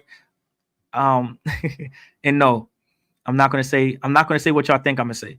All right. Women should be have equal wages, right? I agree with that. And I'm not even lying to myself, right? Even though I was laughing and it seemed like it was hard to say, right? And I think it was hard to say because there are reasons where I may believe that women don't need equal wages as men. And it depends. It really depends. That's why I say it's more so opinionated, right? Because there are many reasons, there are many points and reasons why women should have equal pay, and there should be many reasons why a woman or a man should not have equal sides. It doesn't really apply to men or women, I should say. It applies to men and women, not just women alone, right? As long as you're capable of doing the work and you have the qualifications, you should be equal. You should have the equal pay as a man. If you can, hold your weight in the same position, and I'm talking about in the workplace. I'm talking about in a professional environment in our oppressive society when it comes to into our workplace. If you can hold the same weight as a man in that position, being a manager, whatever the case may be, which many women can, by the way, you should make the same amount as a man in that case, right? But because our oppressors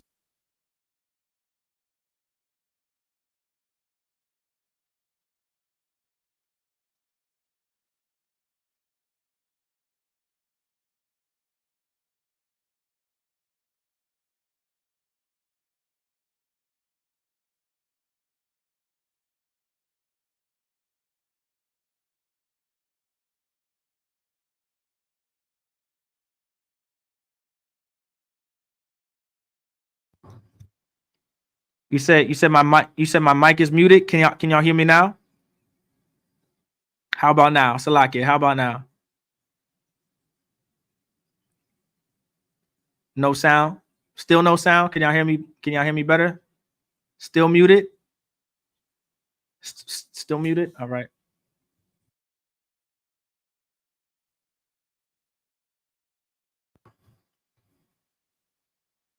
Okay, what about now? Are we good now? Concert, we can hear you now. Now I just pressed it. All right, I just pressed it. So We good? What did y'all miss?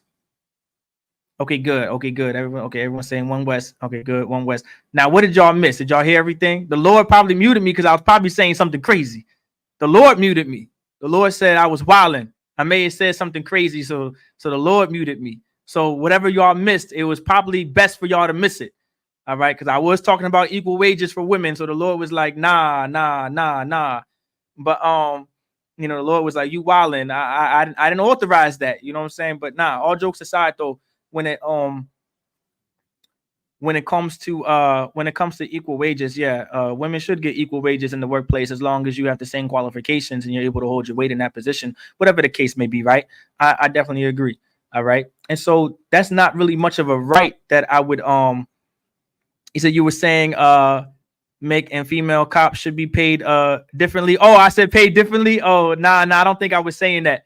I think so when it comes to that, right? Male and female say male and female police should make the same if they're able to hold their weight, but at the same time, we know that it doesn't happen because our oppressor is the devil the Bible speaks of, right? Right. If the woman can hold their same weight as the man, then she should get the same. Right. Exactly. Exactly. Okay. So yeah, that's pretty much my stance on that. Right. Like I said, that's mostly my opinion. There are many points where I may have an opinion where I don't think in certain cases where women should get paid the same as men. And that's more so for like laborious jobs. I'm not going to lie.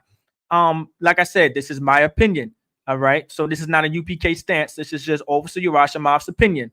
If you are in a job based on labor, and then what I mean by labor, I'm talking about like construction worker, electrician, plumber, carpenter. If you're a woman and you hold your weight in that type of field, absolutely.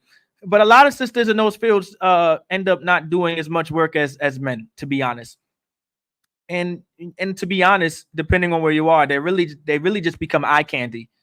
To be honest, they just there to look good, to be honest, sometimes because back when I was in the workforce, a long time ago, Yerushalayim is now retired for a little bit. I was a electrician / fiber optic technician, and I would have to lift a lot. I would have to lift like hundreds of pounds of different automatic bus transfers and transformers and different kind of bus switches and all type of stuff. And when I say bus switch, I'm not talking about like a bus that drives switch. A bus switch, the buses inside of a panel is your different type of phases. All right, you got your A phase, your B phase, your C phase. But I'm not going to go into the details of my used to be trade. But they were just know that that was very heavy pieces of artillery and equipment. Right. Ray said Big Bertha moved that lumber. Right. If Big Bertha moving that lumber and she lifting up the hundreds and big metal. Right. Big metal boxes. Exactly. Right. The water. Yeah. Yagadar knows what I'm talking about. Right. They're big metal boxes and they're heavy. They're heavy. If you can't lift that by yourself, but I can, and you need me and some other brother to help you lift this so you can just hook it up. Well, you don't know. You should not be getting paid. You should not be getting paid the same as me. But at the same time, that doesn't just apply for a woman. That also applies to a brother who won't lift up the damn box. If you a skinny brother who don't go to the gym every day, and you're just a little wussy and you can't lift up this 100-pound box, then no, you should not be getting paid the same as me either. And you should stay at $19-20 an hour, and you should not come close to making $30 an hour like I am. All right, or like I once was. Salaki, you know what I'm saying? Absolutely not. So you should just go home. I don't even know why you're here. All right, but like I said, that's Officer Yerushalayim's opinion. Male nurses should make male nurses should make half. Salaki Yagadar. I see you about you about to start your mess. So let me go ahead and move on to the next topic. Said male nurses should make half. That's crazy. So let's continue, right? The next thing about women's rights, all right, is talk about having the rights to decide, all right, if and when to have children. All right, now this is one of the biggest things, right? That of course in the Israelite School of Universal Practical Knowledge we absolutely disagree, all right, this part of women's rights, because you know, because of how it's used, not so much how it's worded. Is not because of how it's worded, but more so how it's used, right? And you know, the right to decide if and when to have children actually determines on when and who you have sex with, right? Because we know now we're getting into the marriage portion of or that holy matrimony that I was talking about, right? When we you know, sex is marriage according to the Bible. All right. If you did not know, now you know. All right. Good song back in the day too. If you don't know, now you know, right? So now when it says right to decide if and when to have children, is when you have intimacy with your partner, when you decide to lay down with your partner. And that decision was ultimately up to your father, all right, of course, even for the son and the daughter. All right, because it was important as a father that you know what's good for your son, and you know who's good for your daughter. You know the interests and dislikes for your daughter, you know the interests and dislikes for your son.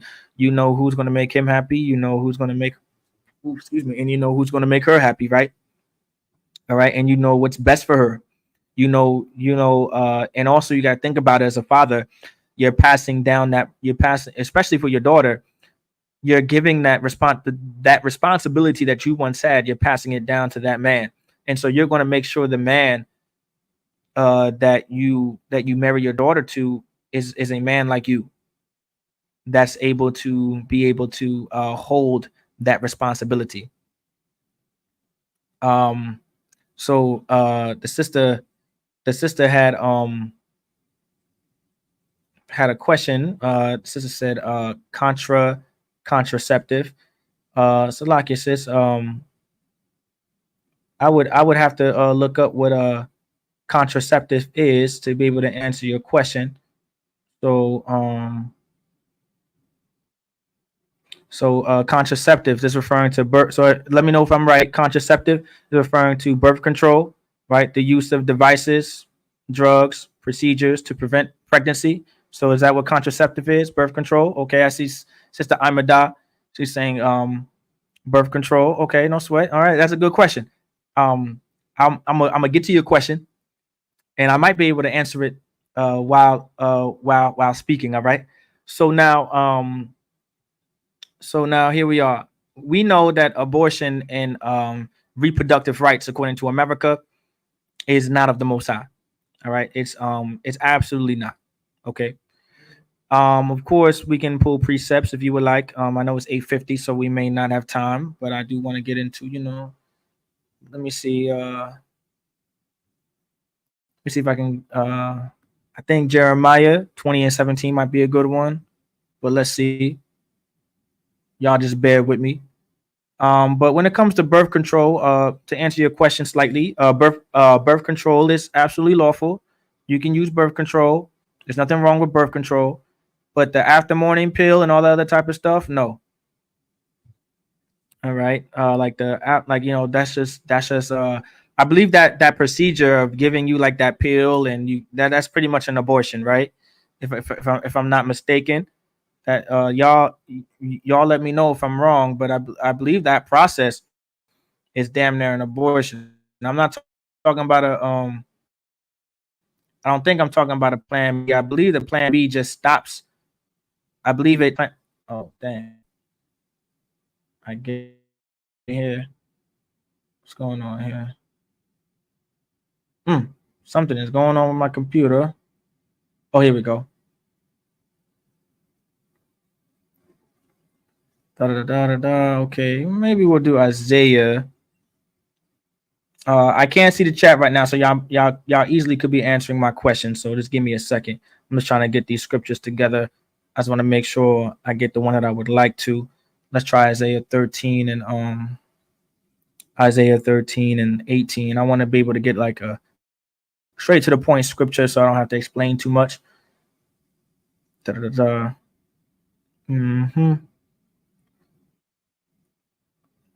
Isaiah 13 and 18. There we go. I think this is a good one right here. All right, so let me go ahead and go to the chat. All right. Okay, Khan. Okay, someone said Khan. Okay, so right, so there are different procedures that use a pill that are for sure for abortion. All right. Okay, the water sis. All right. Plan B is the morning after pill. Correct. Okay, right. Plan B is the morning after pill. So the morning after pill, Plan B. That's lawful simply because Plan B is just stopping the semen to the egg itself. I believe it's like it's increasing that mucus inside. I'm not going to go into details about how pregnancy works because I'm sure you guys do, and y'all probably know it better than I do. All right, but it makes the mucus, all right, thicker, and it stops it from and I believe that's the process of birth control too. It just increases the mucus, right? So Plan B, I believe it does the same thing. Y'all let me know if I'm correct on that part. But there is a procedure that you actually go into the clinic for, and you already have an embryo. All right, and you take a pill, and and then they actually go inside. Well, you take the pill and you do all this whatever, and then eventually it falls out of you, and then you have and you have to sit on the toilet or whatever, and then you put it in a damn shoebox and throw it in the garbage, or you bury it, or whatever that process is. Now that part is unlawful. Let me know if I answered your question, Dabara. Let me know. Right. But while y'all let me know, the Lord says their bowels also shall dash the young men to pieces, right? All right. And they shall have no pity on the fruit of the womb. Their eyes shall not spare children. Like this is the type of conditions that blacks, Hispanics, and Native Americans live in, right? It says their bowels. It says their bowels also shall dash the young men to pieces, right? And now, our young men are in absolute shambles today, man. All right, are in absolute shambles. And then it says, and they shall have no pity on the fruit of the womb. Like there's no pity with the fruit of thy womb. I would sit because of reproductive rights and the right to get an abortion. Our sisters now decide, our women now decide that this is called Planned Parenthood. This is called planning to be a parent. When really this is not planning. That's not planning to be a parent. Planning to be a parent is to have a child. And planning to have a child is knowing when and when not to have sex or to have intercourse. All right. And it says their eyes shall not spare children. Like the eyes, and this is for men and women, by the way. Men and women are just as much as women are getting abortions, there are men out there who encourage women to get abortions. And if you are a man who encourages a woman to get an abortion, you're just as evil as that woman. That's why I tell brothers and sisters, that's why I said this is the brotherhood and sisterhood class. Brotherhood and sisterhood are synonymous with each other. That's why I said that. All right. There are women rights demons on a brother. That's one of them. If you have a woman's rights demon, brother, if you tell a sister to get an abortion because you're not ready to be a dad, or you're not ready to be a father, and you do not want to take care of the child, because really you just want to have a good time, and you looked at a woman for pleasure. All right. Sister said birth control suspends the fertility of the woman, so embryos won't start right. Exactly. Plan B kills the embryo after it has been fertilized, but early enough you can't tell. Okay, so then it seems like Plan B is unlawful. Okay, all right. So Salakia, so the water Sister Raya, she said it herself. Plan B kills the embryo after it has been fertilized, but early enough you can't tell. So okay, so Plan B does for sure kills the embryo. Okay, so with that being said, if it's killing the embryo, that means it's unlawful.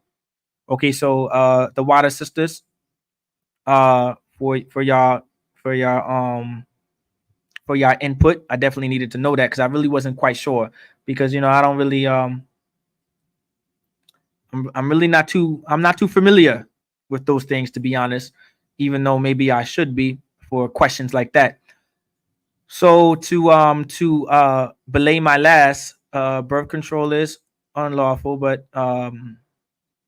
but birth control is perfectly fine. So I had that backwards. So birth control is fine. That's lawful, but plan B, the morning after pill, is unlawful because it kills the embryo. Now, of course, a lot of people don't believe a embryo or a fetus is a living thing, right? I have a question for for y'all brothers and sisters out there. Can a embryo and can a fetus experience death? Yes or no? You can look it up if you need to, right? But can an embryo or a fetus experience the process of being unalived?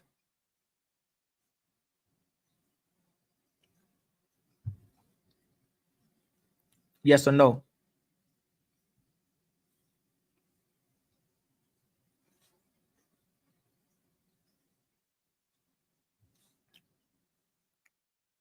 So like I may have had that up for too long. Yes or no? Right. Give Chuba Yabakar a hand. Kana Wakan, that's true. Give Sister Raya a hand. Yes, it can. It can experience the process of being unalived. So if something, right, give Sister Tara Baf a hand. So if something can experience the process of being unalived, right, which means it must be alive. If something can experience death, then it must be alive. Remember, I told you have to use deductive reasoning, right? Like having the skill to use deductive reasoning will take you a very long way in this truth. That's why we're called the Israelite school of universal practical knowledge, because we use practical reasonings, all right, and practical examples to get brothers and sisters to understand what the Lord needs them to do, and get them to understand what the Lord wants them to know. And so, of course, by using deductive reasoning, if one can experience death, then one must be alive. Make that into a goddamn theory. Make that into a law. Put that in your damn science books, Mr. White Man. If one can experience death, one must be alive. And tell him it was from Professor Yerashimoff. All right? It seems like simple science to me, does it not? But of course, our oppressor, being the devil that he is, he'll make you believe that an embryo or a fetus is not alive. It's not a living thing, but it can experience.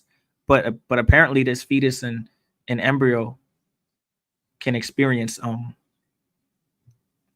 death. So moving on. All right. So of course, we know that abortion is unlawful. Plan B is unlawful, but birth control is lawful. All right. So get all the birth control you would like. All right. So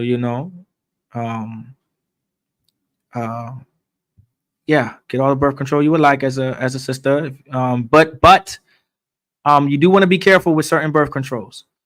So be aware that there are side effects. I do know that much. So just be aware. So of course, talk to your gynecologist and talk to your doctors, and make sure birth control is fit for you. There's also other means for the brother. Go ahead and I think they call it back in the day, wear a hat. All right, make sure you have your hat.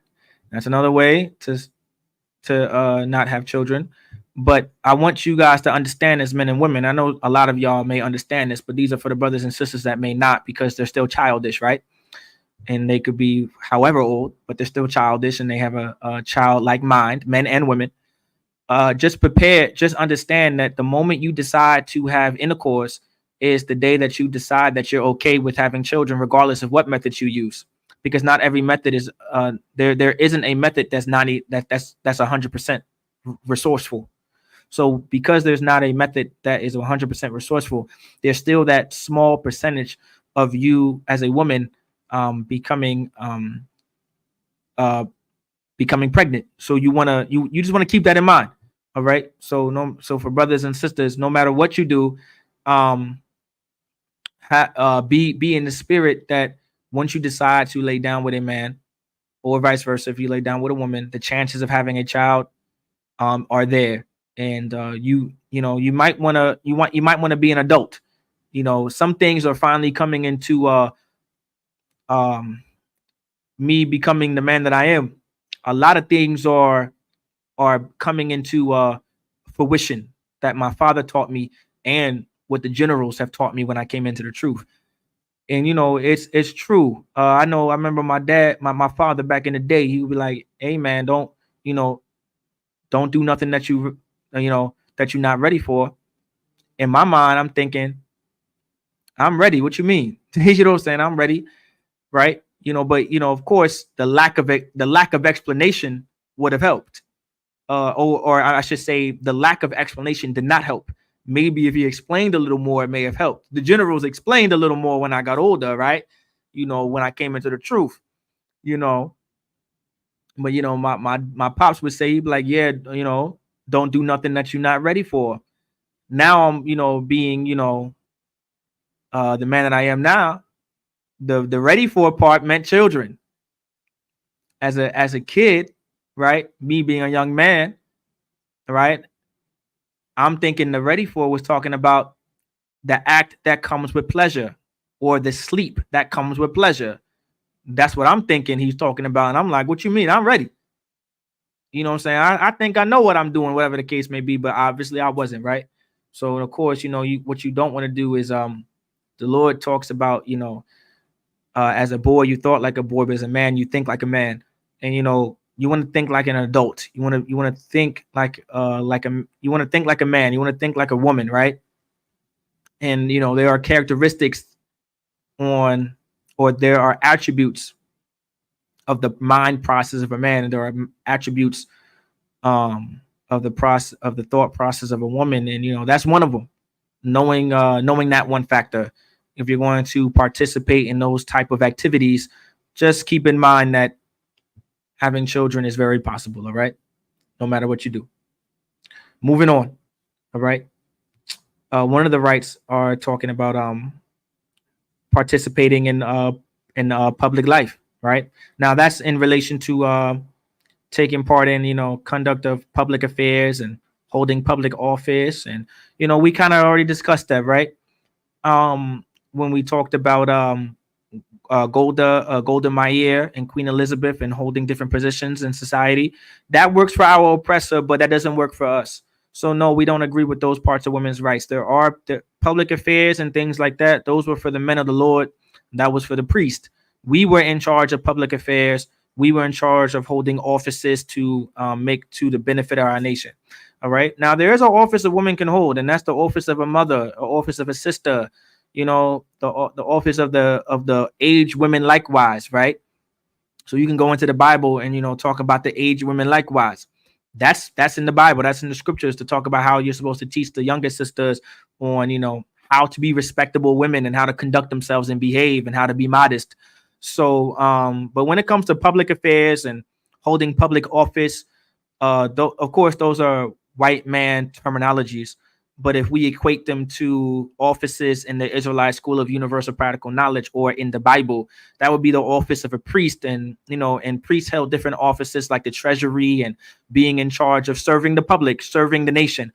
That was a part of that was the job or the occupation or the office of the priest. So no, a woman wouldn't hold those type of public affairs and offices. All right. It's 9:06 p.m. I'm going to keep going, though. For time's sake, I'm gonna keep going. It's not almost 2 hours yet, but I'm gonna continue because I kind of want to get through it. When it says right, one of the rights is right to expression. Right, I know this is a big one, right? Right to expression in reference to the right to hold opinions, seek and receive information and share ideas without interference. Okay, so this right here can be quite subjective, all right? But still, I'm gonna give you the stance of the Israelite School of Universal Practical Knowledge. Of course, I could say it the nice way, or I could say it the bad way, right? Or I should say the nice way or the mean way. I guess the mean way would say is no one gives a damn about your opinion. The nice way of saying it is, if you do have an opinion, I'll hear you. All right, but your opinion isn't law. All right. So now I'm saying that to a sister, but just as well as to brothers too. No one gives a damn about your opinion, But if you do have any opinions, we'll hear you, and we may consider your opinions. But your opinions are not law. Does everybody understand where I'm coming from? I said it to me in a nice way, so you guys have a understanding of where the Israelite school of universal practical knowledge is coming from, right? So we're not saying you can't have an opinion, because everyone has an opinion. Everyone will forever have an opinion. But if you exercise your opinions to make it law, as if your opinions truly dictate things throughout society and your community, that's when it becomes a problem. That's when it becomes problematic, right? All right, everybody understands that? Great, good, okay. So I just wanted to make sure everybody understands that. I know that's kind of like that's somewhat of a touchy conversation, because men love, I guess, men have opinions, all right, but as men we know how to manage our opinions. But because of how society is fashioned, our women are very opinionated, absolutely dogmatic. If you go ahead and look up the word dogmatic means to be overly opinionated, right? And so our sisters have become very dogmatic in society and have made their dogmatic ways quite prevalent in the community and in society, and is not as beneficial to the community, and it's not as beneficial to society. It's really not as effective as you think it is, right? So you just want to just keep that in mind, right?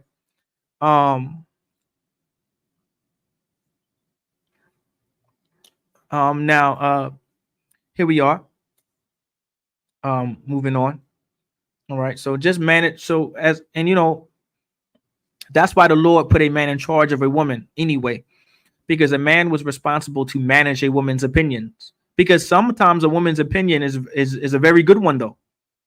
A woman's idea could be a very good one. Like, women are absolutely resourceful in society, but that's why the Lord put a man in charge, so those opinions and those ideas can be properly managed and filtered. Just as much as American society set up the judicial branch and and set up the legislative branch and the executive branch to filter out bad ideas and bad leadership. All right, because those things are going to be there. Well, the Lord set up a system for those very bad ideas and good and bad opinions to be filtered out, and it was the man. So that was a man's responsibility.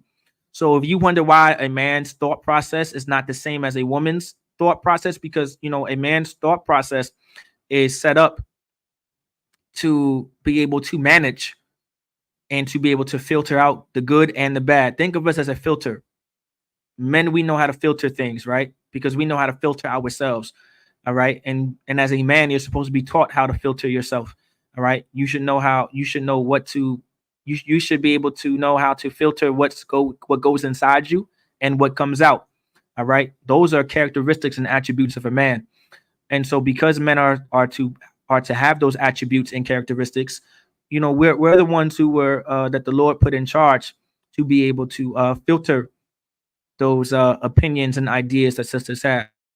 Now, sister, you may have a brother that's a Nabal. All right, Nabal means fool in Hebrew. All right, and there was a story of a brother named Nabal.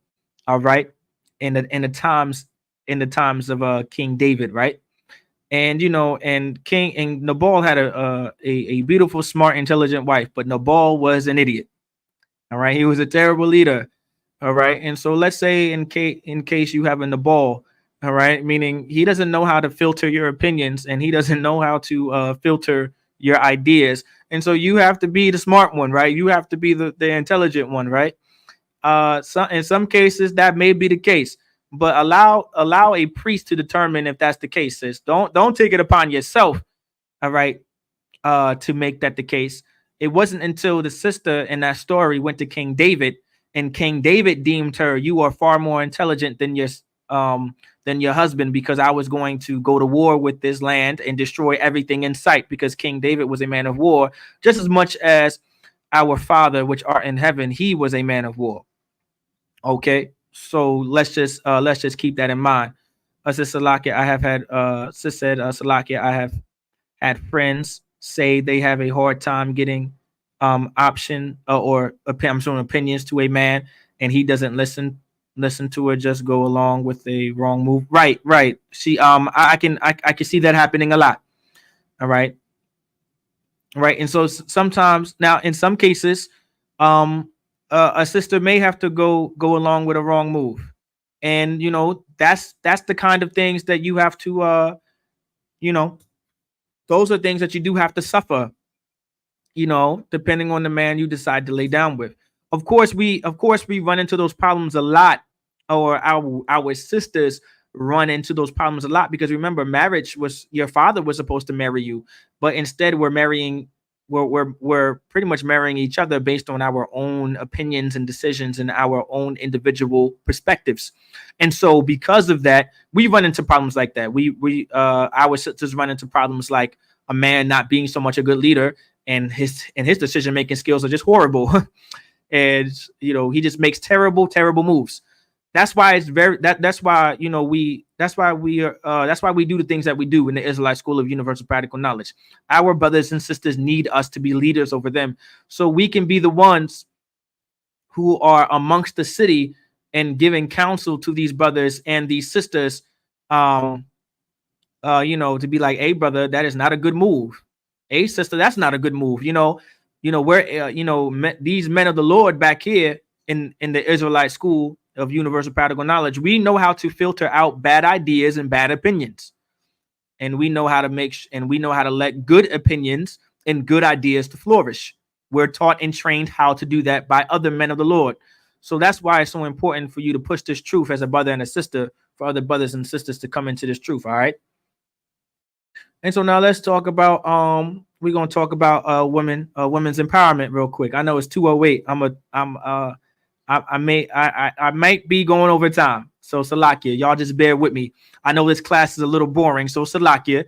All right, so I tried to make it as enticing as possible, but sorry if it's not to your liking, and maybe next time it will. But at the same time, Yerushalayim don't give a damn. So moving on, women's empowerment, right? So now women's empowerment is the process.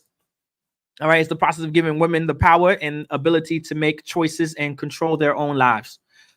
So now when we talk about, you can kind of see the difference between women's rights and women's empowerment. It's a total different narrative, right? Women's rights are more so human rights, where women's empowerment is just giving women the power and ability to make choices and control their own lives. Now, of course, naturally, we're just going to be all against women's empowerment, right? Because there is a way to empower a sister without her having power and the ability to make choices and controlling their own lives. So now we go back up. We're gonna get and the reason why we're so against it, because let's get Genesis. We're gonna get Genesis 3 and 6. Genesis chapter 3 and 16. And I hope y'all brothers and sisters are taking notes out there. Okay. I hope y'all brothers and sisters are taking notes out there. So Genesis chapter 3 and 16. And and of course, this is why we're against it. All right. I clicked on 17 instead of 16. So Salaki, just bear with me. And so now it says in Genesis chapter 3, verse 16, unto the woman he said, I will greatly multiply thy sorrow and thy conception. In sorrow thou shalt bring forth children, and thy desire shall be to thy husband. Now let's keep in mind, all right, this is what the Lord said. All right, and we're going to focus. Of course, this is talking about childbirth, and we know, of course, men know, but women are truly aware of how excruciating pain childbirth can really be, and how much suffering one can be during the process of pregnancy in general. Like, for an example, women go through all kinds of stress and emotional discomforts just while being pregnant alone. And and then if you're talking about the process of giving birth, forget about it, right? And so the Lord said unto the woman, he said, I will greatly multiply thy sorrow and thy conception. And it says, in sorrow shall thou bring forth children, meaning in all this pain and suffering, you're going to bring forth children. And thy desire shall be to thy husband. Meaning childbirth shall remind you to desire your husband, right? Your desire shall be to thy husband, meaning childbirth is supposed to remind you to have a desire towards your husband and not to some other man. Like, this is how you know the downfall of America. Women's empowerment has allowed pregnant women to not desire the men who they laid down with and opened their legs to, and allowed them to be on dating sites looking for other men while being pregnant. Welcome to 2024, guys. Ain't that crazy? That's crazy, ain't it? There are women today who are pregnant and they're on dating sites looking, they're on Facebook, Instagram, being thirst traps, talking about my man not this, or I'm looking for a stepdaddy, or whatever the case may be, while being pregnant, 5, 6, 7 months pregnant. I kid you not. I'm not even making any of this up. But the Lord said childbirth is supposed to remind you to have a desire to your husband. All right. And thy desire shall be to thy husband, and he shall rule over thee. It says he shall rule over thee. Childbirth is also supposed to remind you that he's supposed to be over you. He's supposed to be in charge. He's supposed to be the authority. This is supposed to remind you that you are to give your authority unto him. The power that you do have, because remember, women's empowerment, right? And let me get this off the screen. All right. I think I'm not supposed to have that up for too long. All right. Women's empowerment is the process of giving women the power and the ability to make choices and control their own lives. Right. And so the Lord said, all right, that the husband is supposed to rule over thee, right? And the man is to rule over thee. And so childbirth is supposed to remind you, right, that the power that you do have and the ability of choice to make choices that you do have that as a woman, and the control of your own life that you do have. You're supposed to yield all of that to your man. You're supposed to yield all of that to your husband. That is what's required of the Lord. That's why in Genesis 3:16 it says, once again, and he shall rule over thee. All right. This is during childbirth. This is so of course, naturally, as men of the Lord in the Israelite School of Universal Practical Knowledge, we are truly against women's empowerment naturally. But let's talk about the different processes or the different parts of women's empowerment. So one of them is agency. Now, agency is relating to the ability to set goals and follow through. There's nothing wrong with goals, right? There's nothing wrong with having a goal. Set goals, follow through with them. If you're a sister, if you have a goal, set that goal, and I pray that you reach your goal. But don't be foolish enough thinking that your goal can be accomplished by yourself. Don't be foolish enough to think that you don't need a man to accomplish your goals, because just as much as men need women to help accomplish goals, women, you need a man to accomplish your goals. All right. Now, once again, is it possible that you can accomplish goals, all right, without a man? Of course, because in America, society is fashioned along the lines of matriarchy. And so society has fashioned itself to make sure women can accomplish goals, all right, to accomplish goals on their own, because there's an agenda to keep the black man out of a black woman's life, or the Latino man out of a Latino woman's life, or Native American man out of a Native American woman's life. So, that's an agenda. And so, of course, America fashioned society to make sure women can, be successful by themselves or prosperous by themselves, all right, without a man for that very reason. But still keep in mind, that's not going to work for everybody. It may work for you individually, but as a community, that is not effective. As a society, that's not effective. As the Black, Latino, and Native American society, that type of mindset and those type of behaviors are not effective. It's absolutely ineffective to the progression of our society and our community. Now, moving on. That's why I keep reiterating, all right, the laws of the Most High are going to be our prosperity and good success as a whole. All right, we want to deter away from individuality, and we want to step away from being individuals and by ourselves. All right, no matter who you are. Let's talk about resources. All right, women's empowerment when it comes in relation to resources. All right, and when it talks about resources, it's talking about access to capital, assets, tools, and information. Right now, we're going to focus on the assets and capital. Right, and we're going to go to Ecclesiasticus. All right, and capital and assets. Anybody aware of what capital and assets are? Go ahead and put it in the chat. What's capital and assets? I know some of y'all out there, y'all geniuses, and y'all in that y'all into finance and things like that. So y'all go ahead and let me know. Tell me what capital and assets are. While I get this scripture in Ecclesiasticus, and I believe it's chapter 9. I want chapter 9, verse 2. I think that's what I want.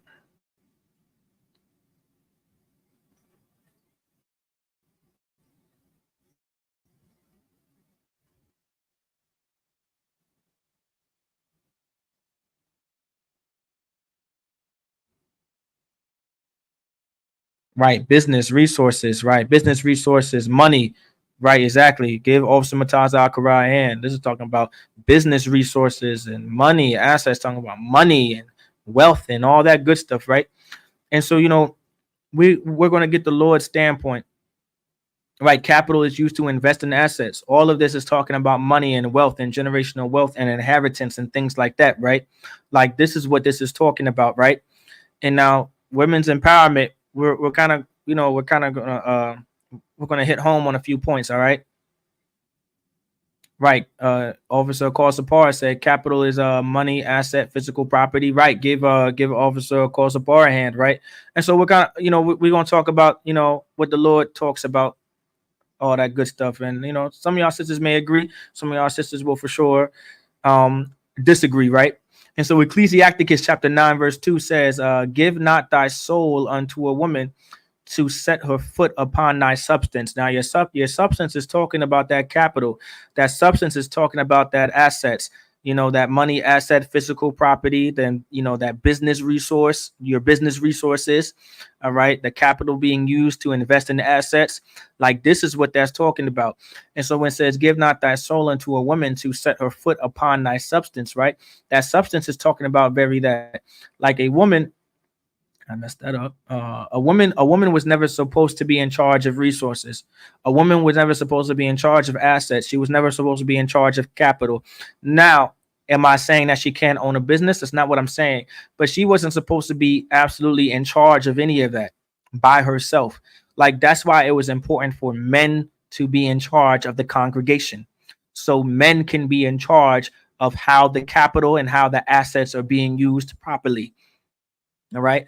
Women are absolutely resourceful, and there are plenty of good business women. And there are plenty of women out there that can make you a lot of money and make money. All right. But to manage those resources, like remember, I explained to you, a man being in charge of the nation is like a sheep. A man being in charge of the nation is like a sheep having a shepherd.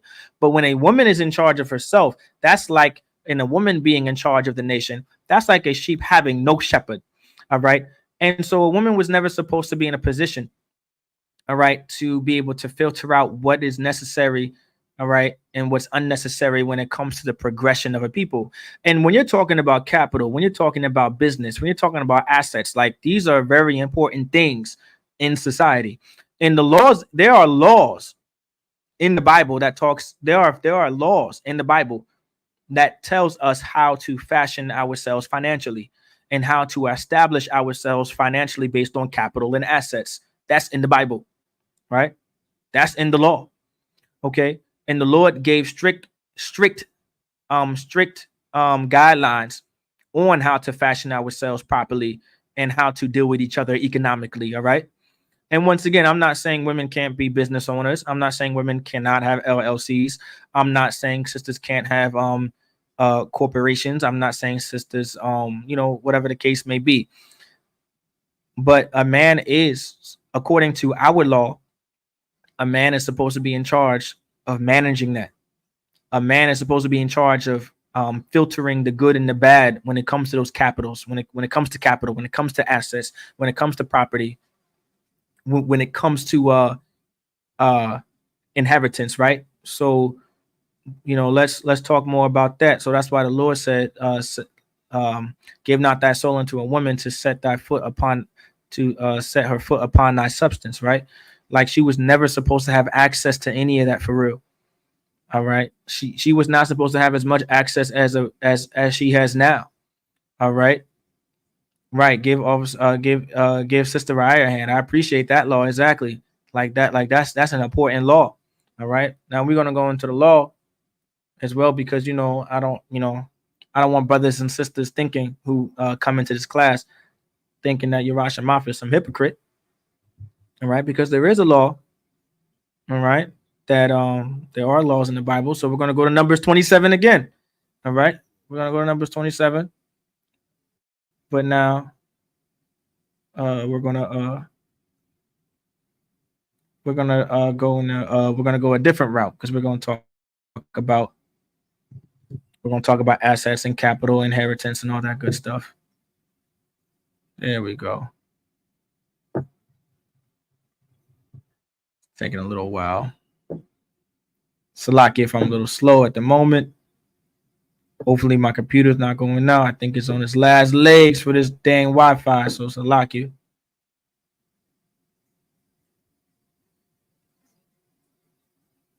Just hold on to dear life.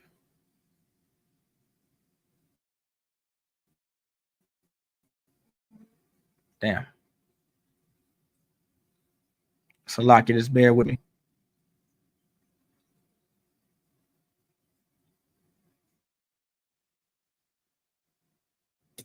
Almost there. Sheesh.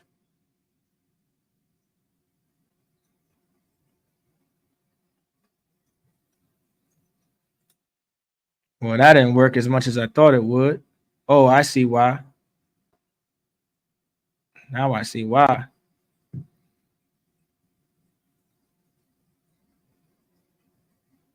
Give me a second. I think I fixed the problem here on my end.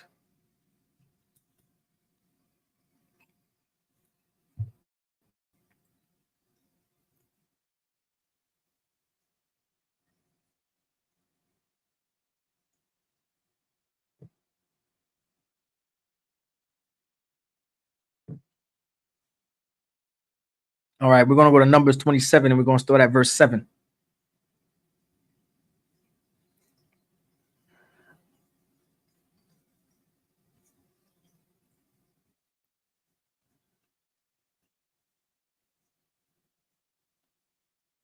So now in Numbers chapter 27, verse 7, it says, the daughters of Zelophehad speak right.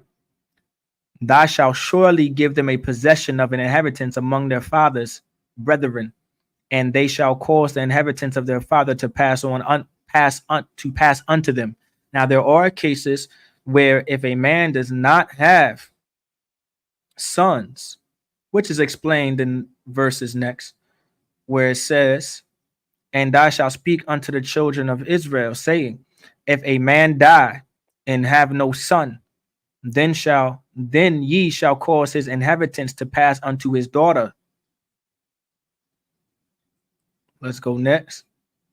And if he have no daughter, then ye shall give his inheritance unto his brethren. So if he has no daughter, meaning no son, no children, then it goes unto his brethren.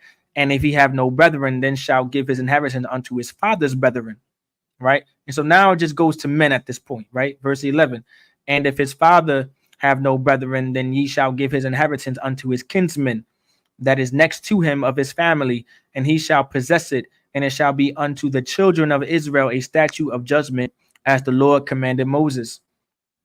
All right. And so I wanted to briefly go over that there are cases where the daughter, never the woman, right? Never the wife, never the woman, but the daughter.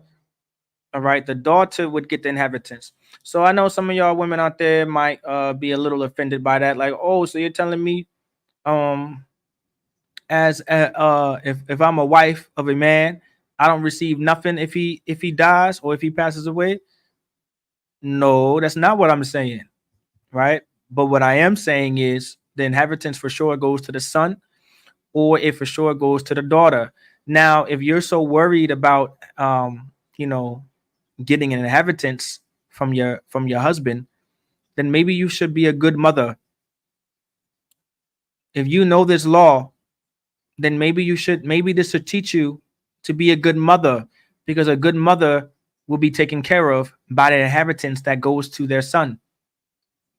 Now, if he doesn't have a son and it goes to the daughter, I know some of y'all sisters love to go back and forth with your daughters, and your daughters hate you. Your daughters absolutely despise you. Well, learn how to be a better mother to your daughter. So when an inheritance is passed down to the daughter, you are still taken care of. Here's the thing though, if God forbid, if anything this happens sooner than expected, women have the capability of getting another man, and they can be taken care of that way and be resourceful to that man in any way, form, or fashion, according on how they set it up. All right. So that's another reason why the Lord gave the inheritance to the children, to the son, and if no son, then the daughter, then no daughter, to the brethren, and so far and so forth. Okay. So if you guys have any questions and concerns there, just let me know. All right. Now, moving on, when it comes to women's empowerment, let's talk about context. Context in an environment that allows for equitable decision making, just or fair reasoning according to law. All right. And now that law is referring to natural law, and natural law is morals and rights that don't derive from custom or culture. So now let's delve into that a little bit. I know I'm way over time, so please bear with me.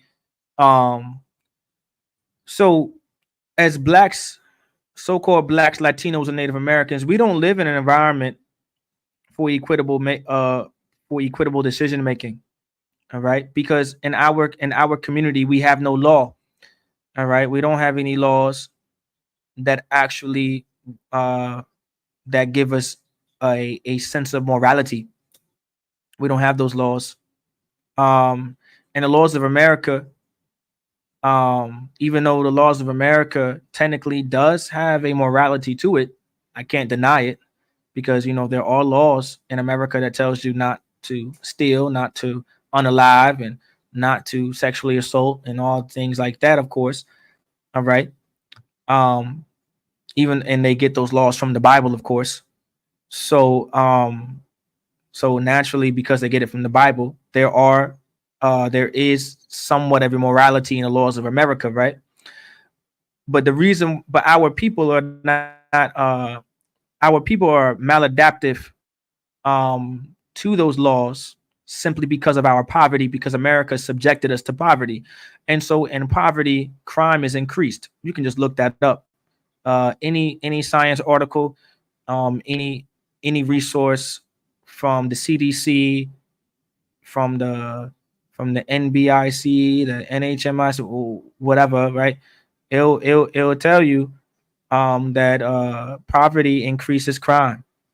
Go to your courtrooms, talk to a lawyer, talk to a judge. Poverty, there have been plenty of studies that will tell you that poverty is one of the main reasons that crime exists. Okay.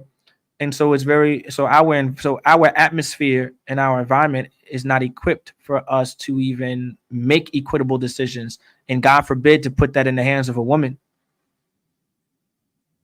I'm just saying, God forbid you put that in the God forbid you put that in the hands of a woman. So when it comes to women's empowerment, once again, the Lord put a man in charge to be able to filter those equitable decisions a woman had the power to make.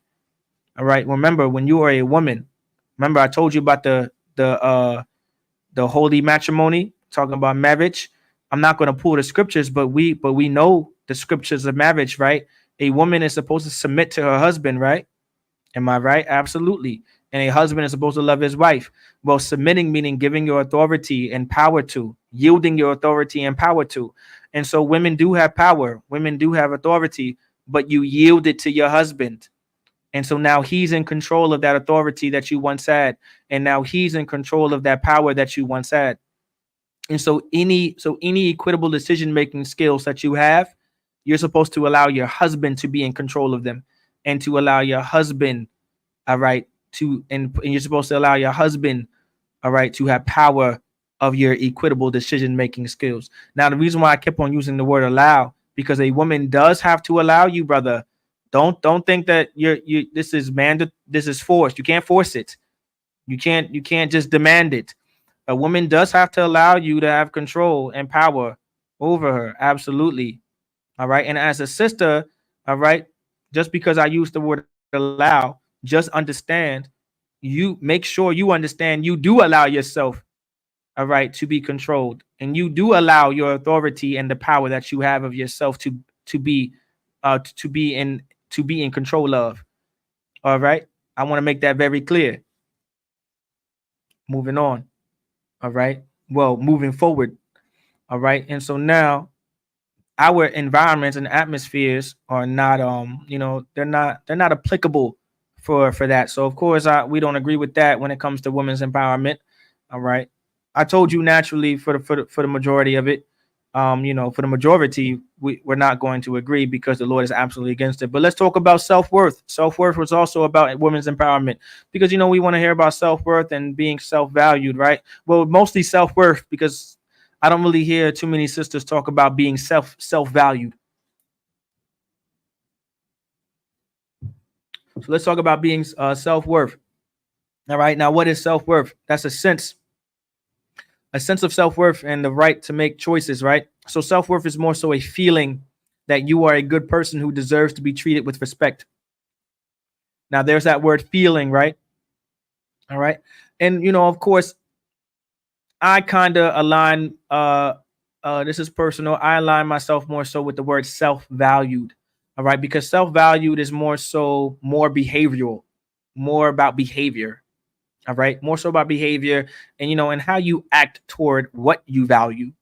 Okay. And it's all about behavior, how you conduct yourself towards what you value. Self-worth is more so what you feel. All right. So it's more so on the premises of emotion. Okay. And to be honest, it's self-worth, feeling like you're a good person and you feel like you should be treated with respect. It's not about feeling. How about you just be a good person? It's not about a feeling. All right. Be a good person and you will be respected. Most sisters would be respected if they were good people, if they were just good people. And being good, of course, to be good is definitely there is a definition of being good, being a good man and a good woman. All right. There are definitely definitions to that. For an example, a good man walks in the way of the Lord, which means a good woman walks in the way of the Lord. And of course, the ways of the Lord is his laws, statutes, and commandments, right? And which is love. For this is the love of God, that we keep his commandments, and his commandments are not grievous. Everybody agrees with that. Okay, so moreover, when we're talking about self-worth, just be a good woman, sis, and you will be respected. Have some manners, be respectful, be kind. The Bible talks about being if there's kindness and peace and sweet in her tongue, you know, that those are characteristics of a good woman. You don't want to be a woman with a scourged tongue. All right. Those are characteristics of a bad or evil woman. Does everybody understand? All right. Moving forward. But now let's talk about the self-value. All right. Self-value, meaning is more so behavioral, right? More so about behavior and how you act toward what you value. So I like self-valued, all right, being self-valued because you act towards what you value. So if you value marriage, you will act accordingly to marriage. A lot of these sisters, they say they value marriage, but they don't really know how to act in a marriage. A lot of sisters value peace, but they don't know how to create peace. They don't know how to act and how to behave when it comes to peace. A lot of sisters value something called love, but they don't know how to behave in the ways of love. They don't know how to conduct themselves when it comes to love. So, you know, I appreciate more so the word or the terminology self-value than self-worth. So once again, women's empowerment, self-worth is out the window. We don't want self-worth from a woman. We want more so self-value. Knowing we want to make sure as a woman, you know how to conduct yourself and you know how to behave yourself properly according to the Most High. All right. Now let's talk about influence. Last but not least, okay, I think I can end it here. All right. I'm sorry, it's 9:43, so you know, Salakia. All right. But once again, you know, Yerushalayim don't give a damn. All right. Influence, the ability to influence social change. You know, now here's the thing. Should a sister be able to be influential? Absolutely. But what she cannot be is influential in a negative way. All right. The Lord doesn't want you as a woman to be if have a negative impact or a negative influence on society. Because of women's empowerment and because of our oppressor being the devil, our women for sure have become negative influences on not just other women but children in general and also men. Um, of course, I can give you examples all day. Just look at social media. Go on Facebook.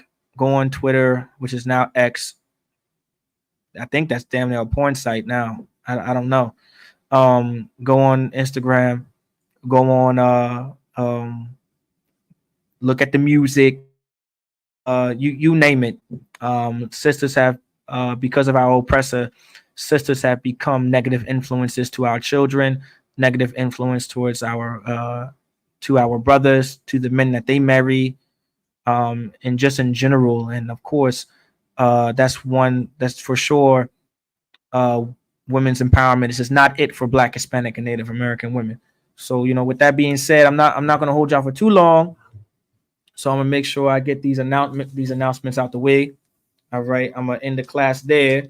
If you guys have any concerns and questions, maybe I'll do another class. All right, but we're gonna get the security announcements. All right, so we are the ISUPK, started 1 West 125th Street, Harlem, New York. Rule for new brothers and sisters. When a new brother or sister comes into the school, they are off limits for 6 months. They are to be saluted only. They are here to shed themselves of the world. If they need transportation, the teacher will arrange it. After 6 months, if a brother or sister has an interest in a particular person, he or she must get permission from the head to speak to a brother or sister. There is another 6 months in which a brother and sister will court each other. After this 6-month period, the brother and sister will get permission from the head to marry. Taj was a commandment. Numbers 18:21, Malachi 3:8-10. Ma'ashara means 10th in the Hebrew, 10% of any penny, of every penny of any increase the Lord gives you. Priest fund, free will offering for priest, non-mandatory. All right, whatsoever amount you would like. Upcoming holy convocation, October 2nd, the memorial blowing trumpets. Actually, I believe it's this week. I'll be getting in contact with you brothers and sisters, and we will establish where it's going to be. Of course, it'll be at the school, but what to bring for y'all sisters out there. Of course, I would like. I'm gonna encourage y'all sisters to, if you're able to attend, and being clean to attend. Of course, I want y'all to.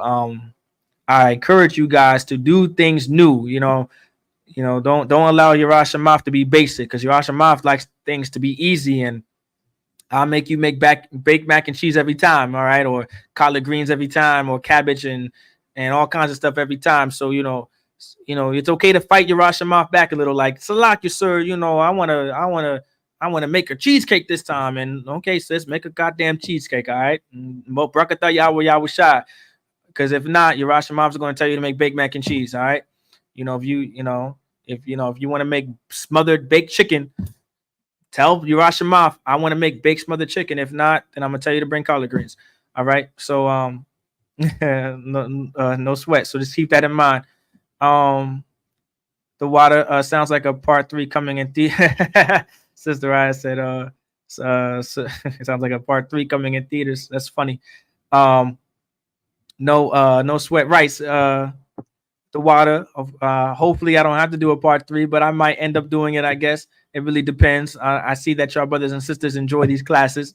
But of course, it's for also the brothers and sisters in the world to learn too as well when they come across our videos. Y'all brothers and sisters, y'all stay strong in this truth, all right? Keep in mind, it's very important to stay strong in this truth, all right? If you guys need counsel, always call the school for counsel at all times. Leave voice messages, leave text messages, and we'll get in contact with you as soon as possible or at our earliest convenience, all right? But definitely stay strong in this truth, all right? And with that, and let me not get I'm not gonna get in trouble this time. Last time I'll be getting checked because I'm supposed to be doing this damn intro. All right. So y'all or outro, whatever y'all call it. If I can get to it.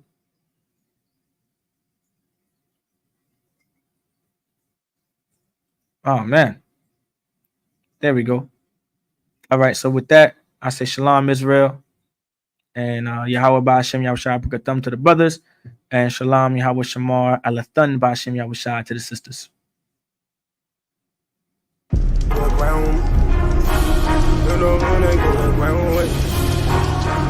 When they come around, if they wanna clown, then we going down. I'm war ready, was born ready, I'm more ready. I'm saying this now, making sure that the morgue ready. Yeah. We got some drop-offs, battle formation, I'm waiting for you to pop off. Right after you make your first move, get your rocks off. Next thing you'll head to the dirt. We are not soft. I took a loss, but nah, I ain't panicking. I be making moves, you staying still like a mannequin. Think you got the force, but shit, I'm feeling like Anakin. Hit the chick with the lightsaber, might save her. Doing moves tight major with light paper. And H-Town on them blades like an ice skater. Yeah, at that one West Passover. Sit down, take a seat till the class over. Far from sober, but I ain't puffing on Doja. Bartender, bring me tequila. Hold the soda, shit. Hold the ice too. Flood it like a typhoon. We can get 6 shooters, 10 paces high noon. We have Player Street, all-star studded like it's all. Because that's what it means. That's what it means to serve the Lord. That's His will. The Lord's will is about provision. The Lord's will is about separation. The Lord's will is about not gratifying yourself. The Lord's will is about not satisfying yourself. That's what the Lord's will is about. You know who I go to ground with, my niggas. You know when I know that might be a foreign concept. No thanks to Christianity. We don't want to have fathers like we're supposed to in the black home. We don't have fathers, you understand, in the black Hispanic and Native American homes like we were supposed to. No thanks to Christianity and no thanks to America. You can't feel me. Unless you sip 100 proof. I got 100 soldiers with me, that's 200 boots. We get to stomping like a Kappa or a Q. But don't mistake me for no rapper, I'm the Jew. The streets cold, so I throw on the cover. You a bitch, don't get mad at me, get mad at your mother. Put my life on the line like I got me another. Yeah, shit, it's like I'm on another level here. You second tier, I'm pulling guns, that's on Metal Gear. It's hell out here, but shit, I die heavenly. AK equipped with the drum, it holds 70. Twin revolvers, bucket you duck like Yosemite. Yeah, I hear a lot of rappers puffing on their enemies. I don't smoke, but I drink their tears like it's Hallowed is a word that means holy, meaning the Lord's name is separate. The Lord's name is about division. The Lord's name is about separation. Throughout the Bible, it talks about separation and division. Even wanna hear about rappers. Heavy gut punch, knock the air out rappers. Ain't nobody fucking around with my niggas. You know who I go to ground with, my niggas. You know when they come around, if they wanna clown, then we gun them down for my niggas. Ain't nobody fucking around with my niggas. You know who I go to ground with, my niggas. You know when they come around, if they wanna clown, then we gun them down for my niggas. It's supposed to be thy will be done. The Lord's will is supposed to be done. Not your will, not grandma's will, not mommy's will, not Uncle Tommy's will, not the Democratic Party's will, not the Republican Party's will, not the Independent Party's will. It said what? Thy will be done. Thy will be done. The Lord's will is supposed to be done.